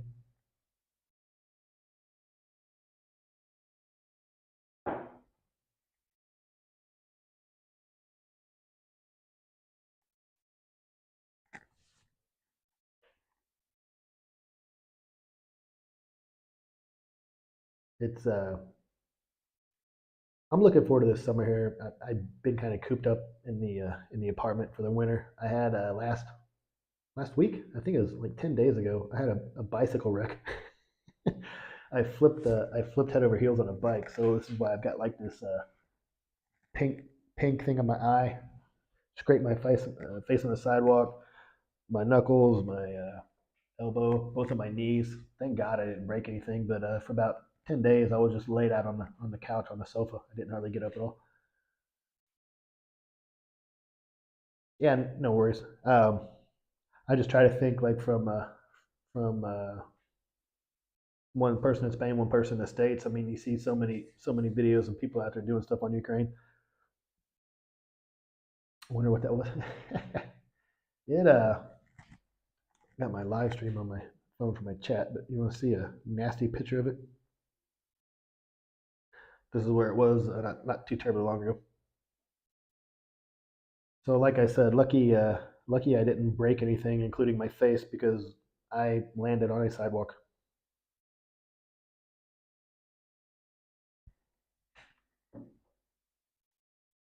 So that pretty much ended my modeling career. Yeah. Yeah. I'm going to. So I'm writing my thesis for a university here, and my thesis is on the effects of misinformation and propaganda on the war in Ukraine as seen from abroad. So I'll probably start, doing some more videos on that, talking more about misinformation and stuff. And I even thought about doing a video on just like the psychology of the internet, like why do so many people? I have friends that I've known for 30 years who know my background, who know where I live, arguing with me about what's going on in Ukraine because of something they heard, or even worse, because something they saw in a TikTok video.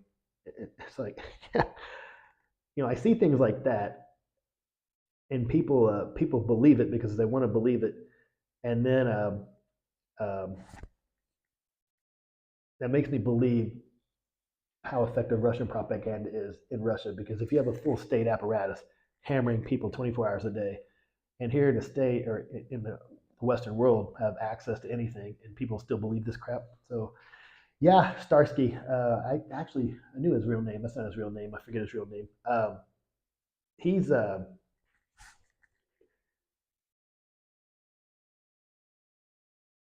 study for the Institute of War. Well, Leslie, honestly, I talked about this in one of my other videos. The sad truth is now we live. The sad truth. That's funny. We live in a post-truth society because the truth is kind of irrelevant anymore. People look for confirmation bias. They look for news that confirms that they already believe to be true. A lot of times, people will. It's a cognitive bias. It's called grounding, where they think the first information they hear about something is the truth, despite all evidence to the contrary. And these things happen. Like I said one other time, that's probably Institute for the Study of War. Um, I said in one of my other videos, if given my all my background on Ukraine and given the fact I live in Ukraine, if Kim Kardashian posted something about Ukraine and I came back and posted, no, that's not correct, who do you think people would believe? So, like I said, the truth is kind of irrelevant these days.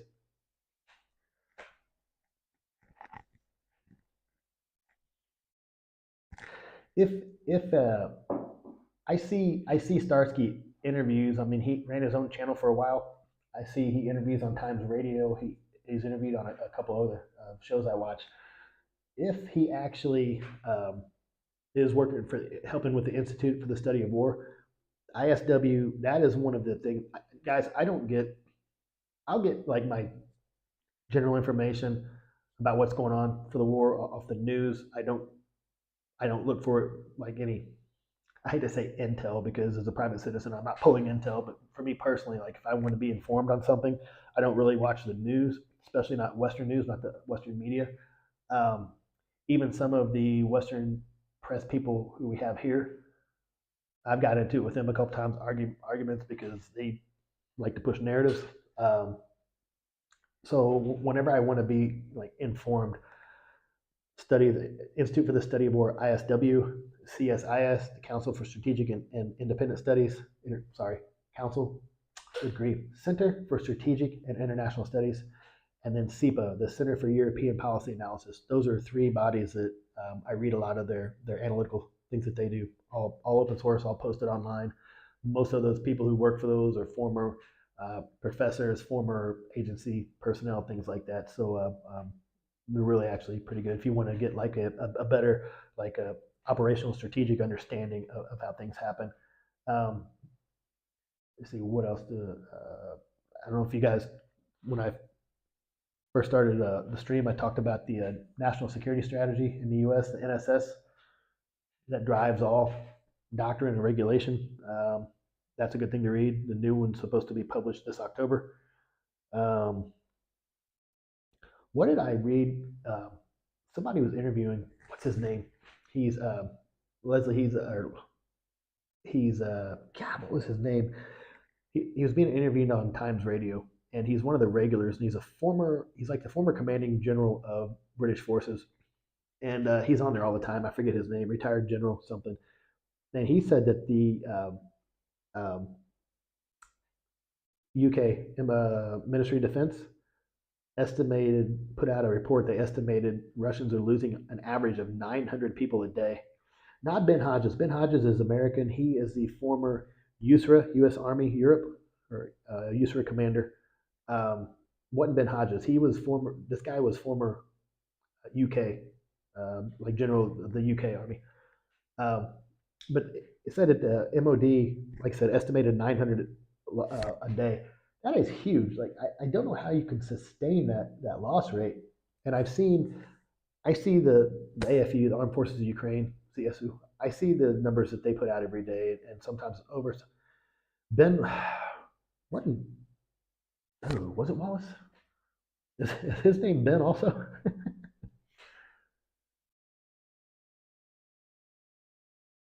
I forget his name. He's somebody that I've seen that he interviews.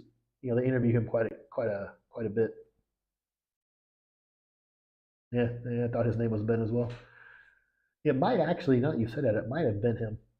And it was just this morning I was watching it, but that's pretty much on par. I've seen it anywhere, especially in the around the Battle of Divka, when Russia massed forces there. I read that military. I read that I read a couple of different countries' analysis, and what I saw basically that it was in between 8 to 1 and 10 to 1. So for every Ukrainian died, either between 8 and 10 Russians died, and that's crazy. I mean, looking at that rate of loss, it's just not sustainable over the long run, and that's why like I said, we talked about in the long run. I think Ukraine's fighting a strategically smarter war. You just can't that attrition rate, that loss rate. You just can't sustain it. I read a thing the other day.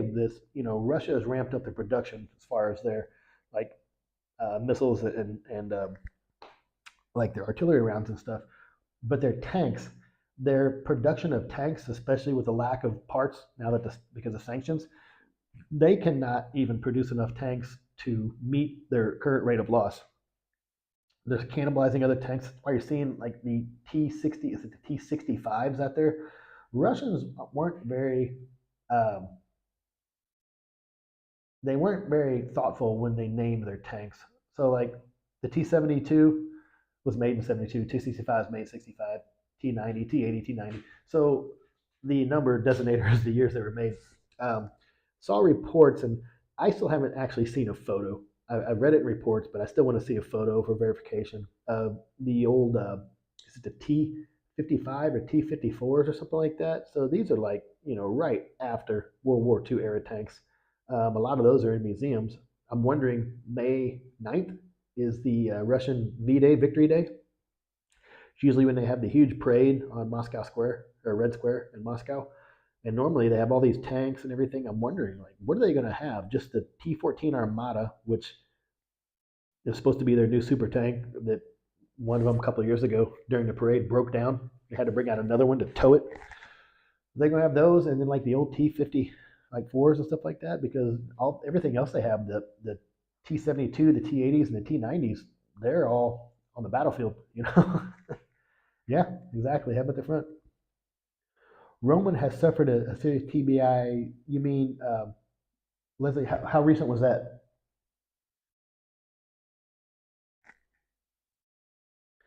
Because I thought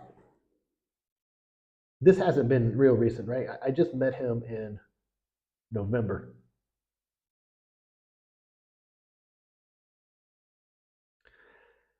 Um, tanks are relevant, sort of. 6 months ago. What is this one? Oh, maybe it was. Now I'm gonna have to do some research to find out if it was right before I met him or right after I met him. um, yes, tanks are relevant. So it was funny because when Russia started bringing out some of these old tanks, like the T-60, T-72, T-60, dang it, T-72, T-80, T-90, T-65s, T-55s, T-60, good grief. Anyway, the T-60 whatever. So when they started bringing these out, the armor was, yes, they are relevant. The armor was so thin in them that a 50 cal machine gun would puncture it.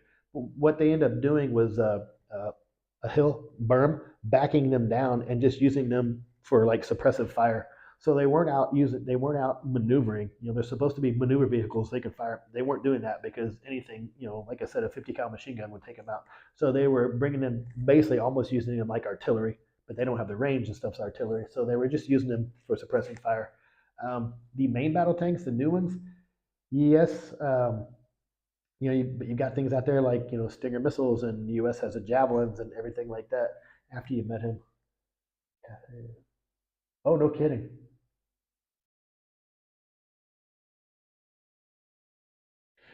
Yeah,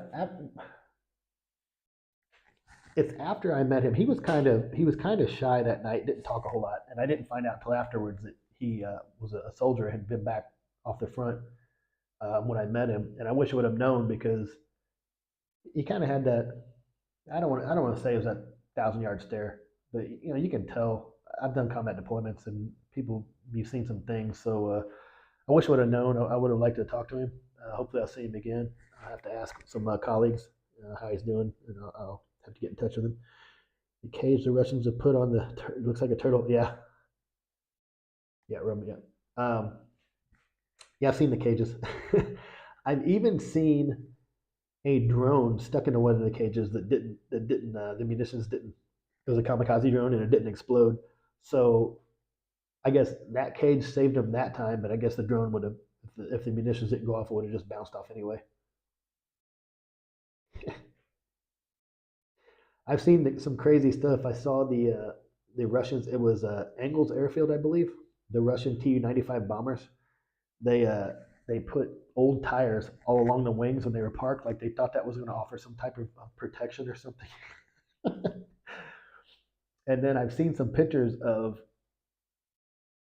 it will be something like an old like Gaza truck, the old utility trucks, and then they'll mount like an old tank turret, like Frankenstein vehicles. It's like they're just pulling whatever they can out of the closet, and just putting these Frankenstein machines together to try to use them on the front line.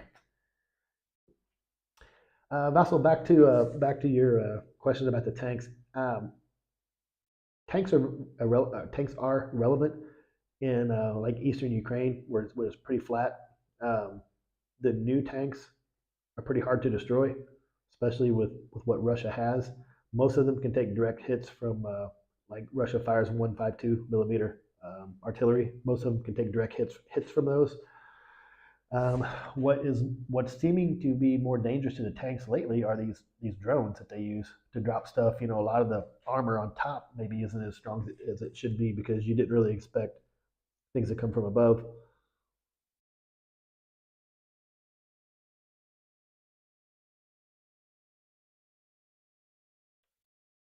Did they, Leslie? Did they capture it?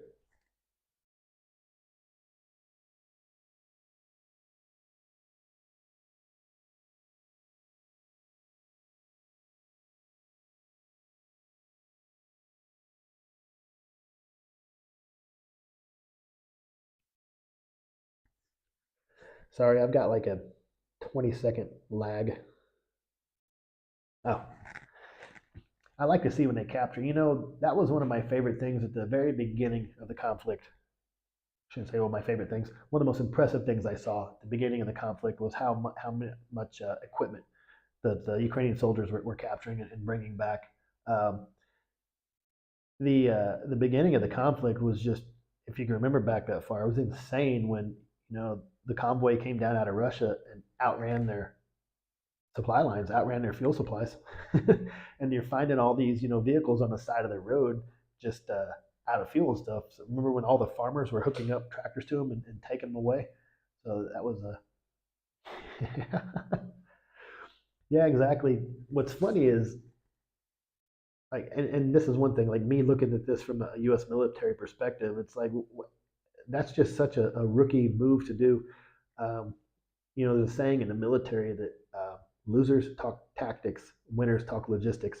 Like we fought wars, when we were in Afghanistan and Iraq, we fought wars on the other side of the planet and did not outrun our supply lines because we understood how important logistics were.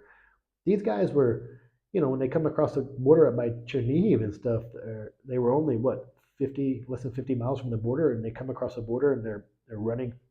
What's funny is when I watched one of these Grad mobile rocket launchers was out of fuel, and then right next to it was a big fuel truck that was out of fuel. So like their fuel trucks were even running out of fuel. So it just wasn't very well planned. We saw so many mistakes, and I was back helping with the military shortly after that, and I remember us just sitting there watching this, and they would do some of these things, and we're just looking at it like this can't be real. This can't be. Russia was supposed to be one of the second best army in the world. It just can't be real. It was just mistakes that. Let's face it. The only reason Russia's able to have any success is not because of their tactics. It's because just the amount of people they're able to just constantly throw at it. Um, that did make for some great memes and T-shirts and stuff like that back then, though. Remember the Saint Javelin? Like I said, all the memes and T-shirts and stuff of like the farmers driving the tractors hooked up to like Russian tanks pulling them. I remember when they did the counterattack in Kharkiv and the Russian lines collapsed and they just took off. And I forget how many pieces of equipment, including tanks and howitzers or artillery pieces that the Ukrainian army confiscated. It was just insane amount. So those were, I hate to say, the good old days because when Russia was that close, nothing was good. But as far as Ukrainian successes, those were the good old days. Um, it was like this on the battlefield. Now it's all kind of like settled down. So just trying to decide now what's gonna be the thing that changes. Um, what's gonna be the thing that changes the decisive action on the battlefield? Like I talked about earlier, not one thing. I do think I think the introduction of the F-16s, the tanks they're getting, and probably what is most important, probably most important, is the amount of training that the Ukrainians are getting by the coalition forces because they're teaching Ukrainians how to conduct combined arms.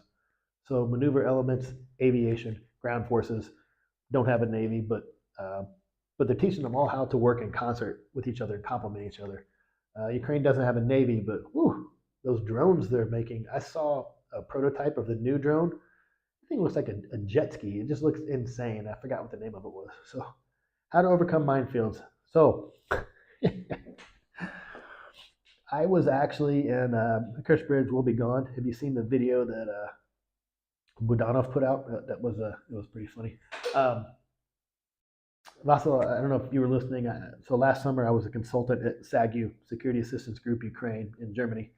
I was the advisor to the commanding general, and that's a good question because we we were talking with the Ukrainians downrange on the front lines every day. Uh, they had line charges, they had Mikliks, they had bulldozers, and all this stuff too. It's difficult because we would never attempt to breach those lines without aviation, without cover, without long range artillery fires, and Ukraine didn't have that. So while we, the collective West, had doctrine on how to breach minefields, we haven't, I don't even know if we've done it to that extent since maybe World War One. It's tough. That's because they were burying anti equipment mines, like anti tank mines, and then they were using artillery to shoot anti personnel mines that were laying on top, like layered. And so, when Ukraine first started conducting a counteroffensive, they hit that first defensive line and started losing equipment. And so they decided to dismount and probe singly for mines, and that's just painfully slow. Um, that's tough because now you think that Ukraine is in these defensive positions, and I'm sure they've mined in front of where they are, which, if you heard me talk about earlier, like the Russians have almost capitulated moving forward. They can't, after Avdiivka, they haven't been able to move forward. And now Ukraine's going to start getting all these weapons to hold them off. Plus, they've built these defensive lines. Plus, they've mined the hell out of it. So this might be pretty static for a while. Oh, the like sappers, the people that do the demining. Whew. Yeah, I follow some of those guys too, and that is a job that I would not want to do. I know there was a guy from England over here. This was right after the war. This is probably July 2022, and he was one of the guys over here on the front, teaching them how to demine. And he would show you go out there and put the little plastic pin back in and twist it off. And I'm just like, oh man, I wouldn't want to get anywhere near that stuff. So, and stuff like that is what they're being trained for in England and Poland and Germany. So, like I said, I think the original plan was to put Ukraine in a defensive position in 2024, train their people, get more stuff over here, and then look at another offensive in 2025. While at the same time, they were thinking Russia was going to do an offensive in the spring. And now, like I said, now Ukraine is dug in. Their people are being trained. I don't remember his name. I forget his name. Russian went to move a mine and blew it up. Then that was a good mine and a good Russian. Um, but like I said, Ukraine's dug in. They're getting new equipment. Ukraine's getting new equipment. Russia can't move forward anymore. So that might end up changing this. Plus, I understand Russia is conscripting new people, but they're talking about doing an offensive, a spring offensive. And I don't know how. I mean, we know that a lot of those people they don't give them training anyway. But good grief, you're only talking less than a month. That's just nuts. I mean, the thing is, guys, Russia lost most of its veterans, its good soldiers at the beginning. Um, and since they started emptying the prisons and forming these Storm Z units, there were prisoner detachments, they would just, whatever kind of sort of trained soldiers, they just put them behind them and they would send the Storm Z guys out and they would take all the fire and step on mines or whatever. And they would hope the Ukrainians would kind of exhaust their resources and then their little more seasoned guys would go in after them. But they're, like I said, most of their really good trained soldiers, they either lost them at the very beginning, or maybe they have, hear that? And that is what life is like here sometimes.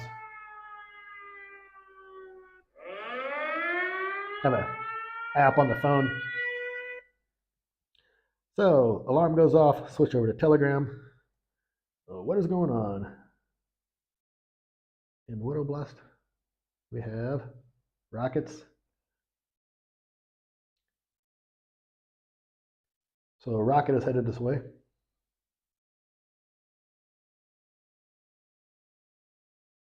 No, actually, Mykolaiv, Pripyat, and Vinnytsia. Maybe not here.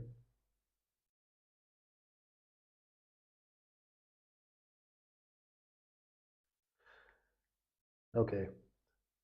Yeah. So. Yeah. So. Oh, you got the app too. Huh?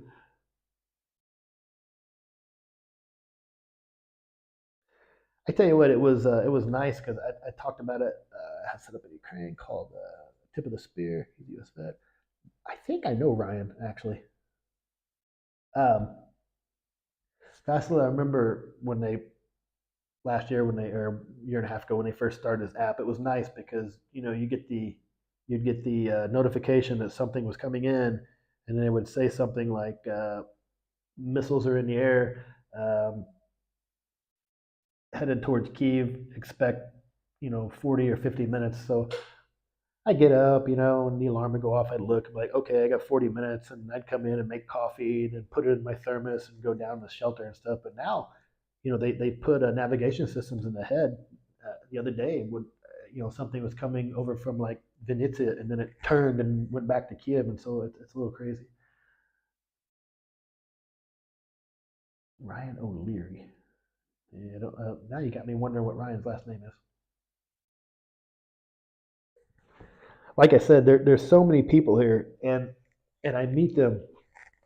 I meet them in restaurants. There are monthly meetings here, like the big meet. It's a bunch of international people. I meet people there, and it's funny. So I'm from Missouri, and last maybe it's August or September, I was sitting off my Don at one of the little pubs. It was like during the day, and I was sitting outside with a buddy of mine drinking a beer, and these two older gentlemen walked by me, and one of them had a Mizzou, which is University of Missouri hat, and I said, "Hey, are you from Missouri?" And we started talking. He actually lives 30 minutes from where I'm from back there. I know his cousin, so it's a pretty small world.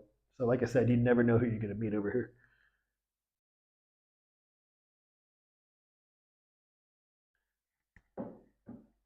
Hopefully, hopefully those don't change direction. Um, I mean, so you just heard we got the app, and then you just flip over to the Telegram channel, and it kind of tells you where where the threats are coming from, what kind of threats. Sometimes it's just, hey, a MiG took off. A MiG will carry the is it the Kinzhal missile, MiG 31s. They can carry the ballistic missiles, which means they can range all over Ukraine. So a lot of times you'll get a notice, say a MiG took off, and then oh, rockets at Kiev. Okay, two rockets Two rockets in the direction of Vinnytsia, one rocket in the direction of Kivarad.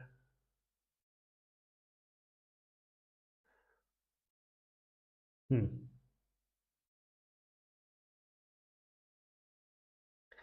At least, at least,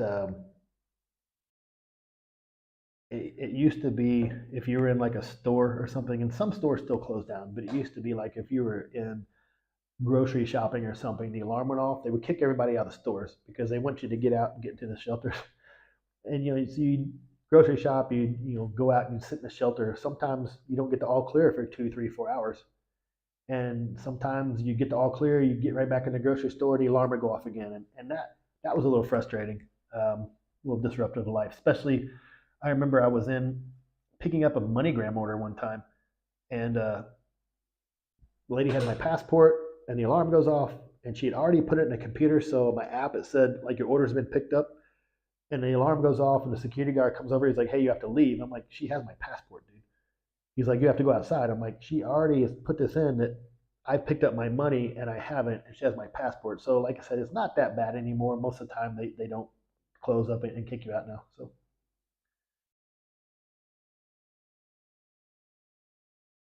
I am not active on Twitter. I don't have a Twitter account. I sure the hell don't have a TikTok account. I have an Instagram account, which I forget that I have all the time. Every once in a while, I use it. Use Facebook just to talk with family back home. Never thought I would do YouTube or anything. The only reason I ever started doing YouTube is because I was living here when COVID hit and everything closed down. Like I would literally on a Saturday walk down to Maidan and it was a ghost town. There was nobody there. It was really creepy. But I just got bored. I got so bored. I watched everything on TV.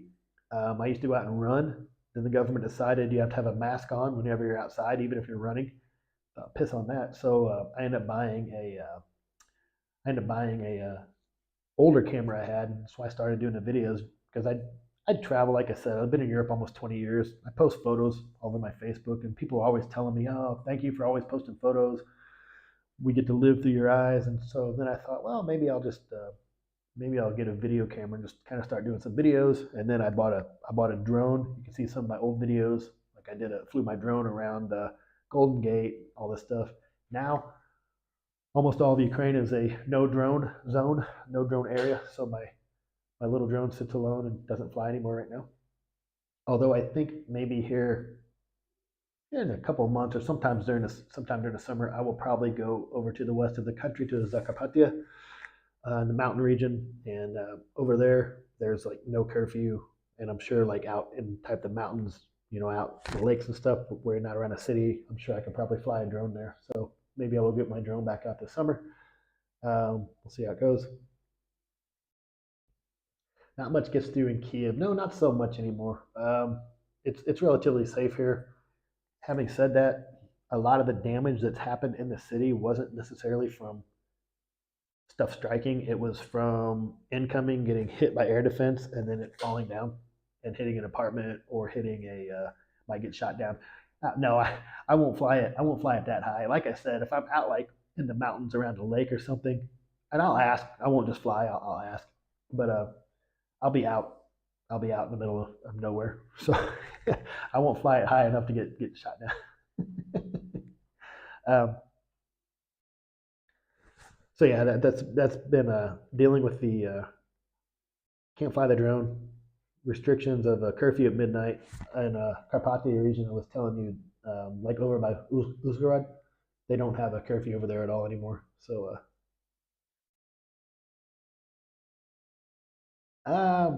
sometimes Vasil, I did a quick like video when I was walking through because I didn't have my camera and I was meeting a friend of mine over there, and I did a quick like short video from there. I called it the Soviet Venice Beach. This was also I wanted to take my drone there and fly it above and stuff, but I didn't get over there until I think so. Last summer was the first time I actually finally made it over there, even though I'd been here for 4 years at the time. So a buddy of mine goes back because they have punching bags and tires, and he goes over there to do his boxing training sometimes. And I imagine when the weather starts getting warmer here, then I imagine we'll be over there. Vasil, are you Ukrainian?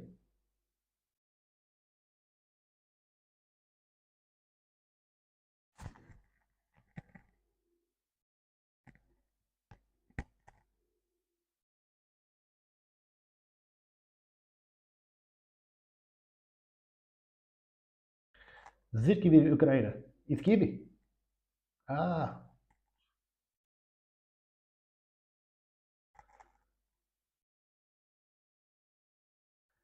politics at the gym, huh?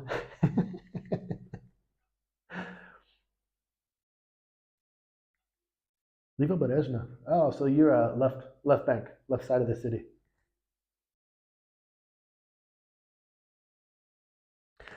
Oh, you're way out by the like the barter markets, the markets. Oh, you're almost at the end of the line. Uh, I've been out to these big markets. Bazaar. I've been out there a few times. Crazy places, man. And then the summer before the invasion started, there's a factory out there, and I remember they had the big Kiev tattoo convention, so I was out there for this as well. Lisova, you're right. Lisova is, I'm forgetting, is it Lisova or Livoberezhna? Which is the last stop? I know at the last stop, then you can get on buses to go other places in Ukraine. I haven't been out that far. Whew, I haven't been out that far on the metro for a while. I was Lisa. Okay, yeah. Last week, 2 weeks ago, I was over by. Now I'm forgetting. It was Red Line past Darnitsa. One no one before Darnitsa. After Hydro Park, before Darnitsa. I forget this, but I was over there, so I haven't been out to where you are for quite a while. I live near Podil, so I don't get out to, as we say in the country, I don't get out to your neck of the woods very often.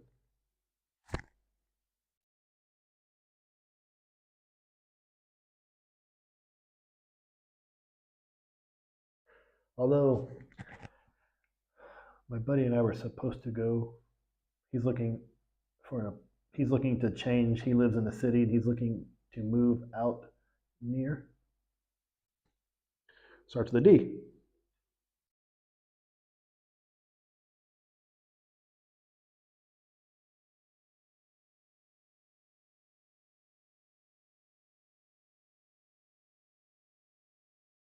Osokori?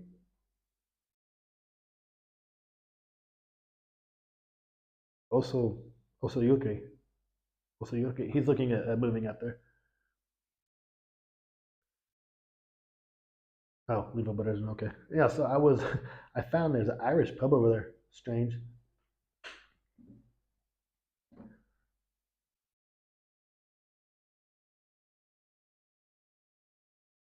So, okay, guys, I've been streaming for over 2 hours. I only planned on streaming for about an hour. Um, Thank you guys for hanging out. I will try to make these streams a little more, not so all over the place, a little more structured as I get used to the software and try to. Vasil, as a Ukrainian, is there anything you would like to see videos on? Yes, they're always an Irish pub. Yeah, that one was called To Dublin.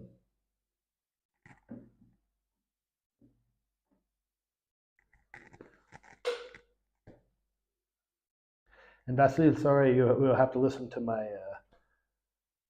You have to listen to my streams in English, bo moje ukraińskie дуже погано. Я вивчаю в українську мову у Могилянська академія, але у мене є дуже багато проблем з українським граматикою.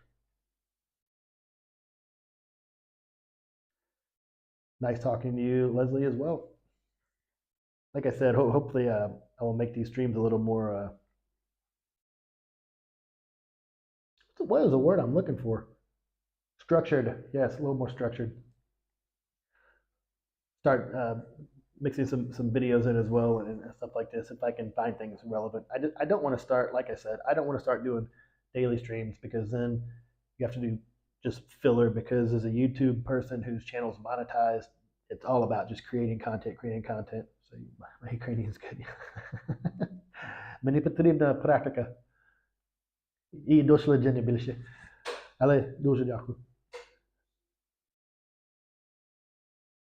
That's because you haven't heard me drinking and trying to speak Ukrainian. I would sound like a Suzik or something from a Dasha or from a Silo. I sound like an old drunk man from Silo. Okay, guys, I appreciate you hanging out. Sorry it yapped so long. Like I said, I will start trying to make these a little more structured if I can find interesting things to do videos on as the summer is coming and I start getting out a little bit more. I'll start filming some more outside, start talking to some people, local people. Maybe start trying to conduct some easy interviews in Ukrainian, my bad Ukrainian, videos, current situation, Ukraine analysis. Okay, I'm thinking about so um, I will like if I end up doing a video on like some of the people on YouTube, like the crap they're putting out, because what they say is analysis isn't. I may give some like I may teach a little bit of like analytical tradecraft, like this is how you do it. But once I start doing that, you're going to see how boring that stuff is and how it takes a long time and how it usually takes, like, to do proper analytical tradecraft, you need a team of people. That's why if people are just cranking out daily videos, they're not doing any type of analysis. There's not enough hours in the day. It doesn't work like that. But I thought about doing if I do some more streams on like the psychology of the internet and propaganda, misinformation. I will probably teach some analytical tradecraft as far as how you can structure your searches in order to maybe not get hit back with as much propaganda, or some defensive techniques you can use to be able to navigate through the propaganda and things like this as well. So I'll probably mix a little bit of things in like that too. So it won't be like a full analytical video because nobody wants to sit there and watch that. It's really dry. It's it's just dry. Doing analysis and stuff is for information purposes, to get relevant information to somebody, quickly, but it's not entertaining at all. The enforcer, yeah, Leslie. So yeah, Andrew, I see there was a little tiff between Enforcer and Andrew. I will probably specifically talk about Enforcer a lot. The only thing I will say about that channel right now, because honestly I can't make it through more than 5 or 10 minutes to listen to those guys talk, is even when you click on their channel and you click on the about, and it says who they are, it says we gather our intelligence from. First off, jackasses, you're not gathering intelligence. You do not possess the requisite things needed for. You do not have a favorable background investigation. You do not have a signed non-disclosure agreement, and you do not have a need to know. You just taking information is not intelligence. Nobody's classified as intelligence, therefore it's not intelligence. And then they talk about their background, universities. What they were, political science major in history. We specialize. You didn't specialize in anything. You were a college student. You majored in something. You have no specialization because you haven't worked in those fields. I will leave it at that. And like I said, those are the type of things that make me extremely angry. And what makes me angry is, Leslie, you hit the nail on the head. They are grifters. They're making money off Ukraine. People listen to them and they say things. Thank you all for your expertise. They have no expertise. Thank you for your analysis. They are not conducting analysis. And that's why I'm saying there's a lot of bad information out there. So, yeah, Possum, and that's why there are a lot of people out there who, yeah, I don't want to talk too much because I want to do a full video on this.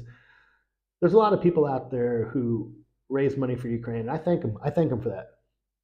But there's a lot of people out there who have been grifting for 2 years, who have made a lot of money off their channels, and they've done some help. They've raised Ukraine, but they've never actually came to Ukraine to see what it is they're talking about.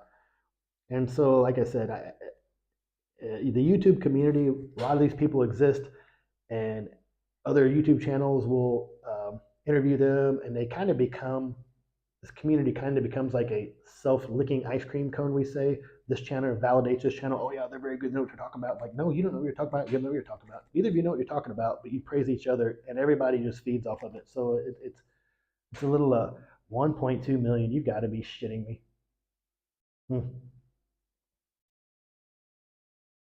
Yeah, yeah, that's pretty bad. So, yeah, I know that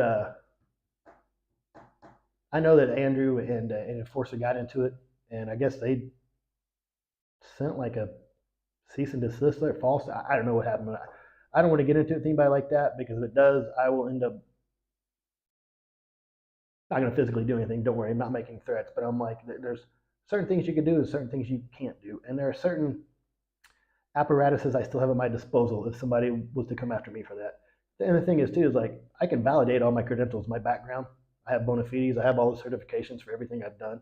I'm in Ukraine. I live in Ukraine. Those guys, like you said, they're just grifters. So yeah, that's crazy. Yeah, I don't understand. Like I said, and that's one of the frustrating things for me. Let me turn this microphone. Is this microphone too loud? I should have asked earlier because I can see the soundbar bouncing up into the orange. Um, I could have did that when this started. I could have, probably amassed a huge following, but I just don't want to sit in front of this computer every day, especially, I have, like I said, I have other things going on. I'm seeing things out here firsthand, and I'm doing other stuff, helping. So I don't want to be stuck inside. Just, I can't believe Andrew streams that much. I mean, that's crazy. I know he does like 2 hour streams once, twice a day. That's just nuts. I just don't want to be that person. Some people, not saying Andrew, I don't know his situation, but some of these other people we've talked about, this has become their full time job. And so, I mean, I guess if you're making a lot of money at it, that's what you want to do. That's fine. I was an analyst for years, and I would spend hours online going through open source stuff, reading, classified documents, producing Intel products, stuff like that. I don't want to do that. I don't want to do that now. Yeah. Well, hopefully he'll answer his Telegram.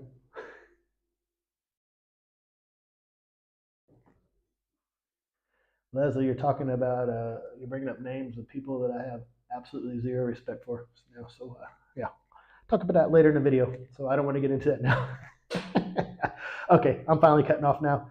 Hey, thank you guys for hanging out. Like I said, I've tried to make my videos a little more structured, and if you have anything you want to see a video on, send it to me. Especially if you have any questions about, is this propaganda or is this true or anything like that. I can just like with the Newland videos, Victoria Newland phone call and stuff. I can systematically dismantle all those propaganda things. So, all right, guys, I am out of here. Take care.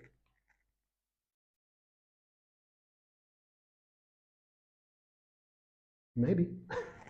How the heck do I stop this?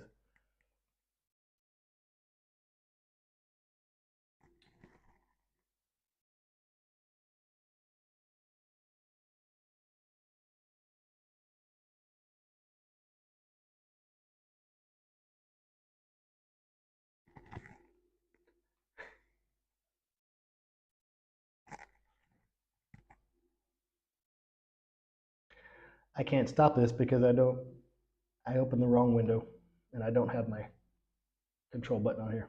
Great.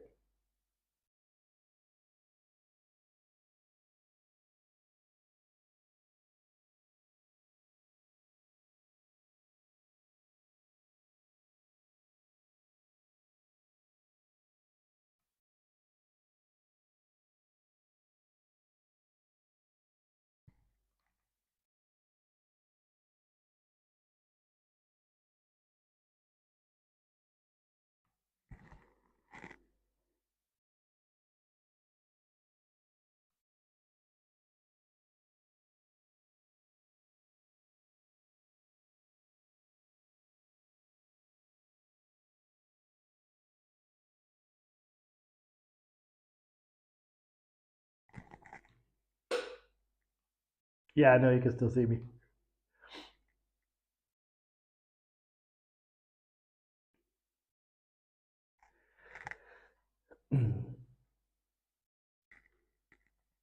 I have my window is hiding my button that I need to tap, but I can't get over to it to end the stream. It's frustrating. No! And my back of my chair just broke.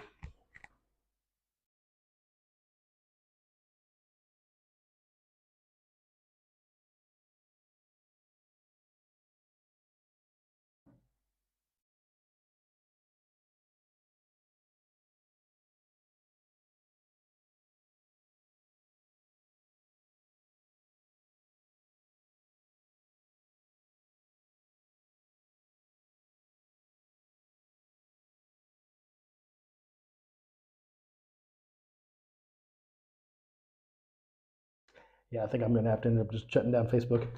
All right, guys.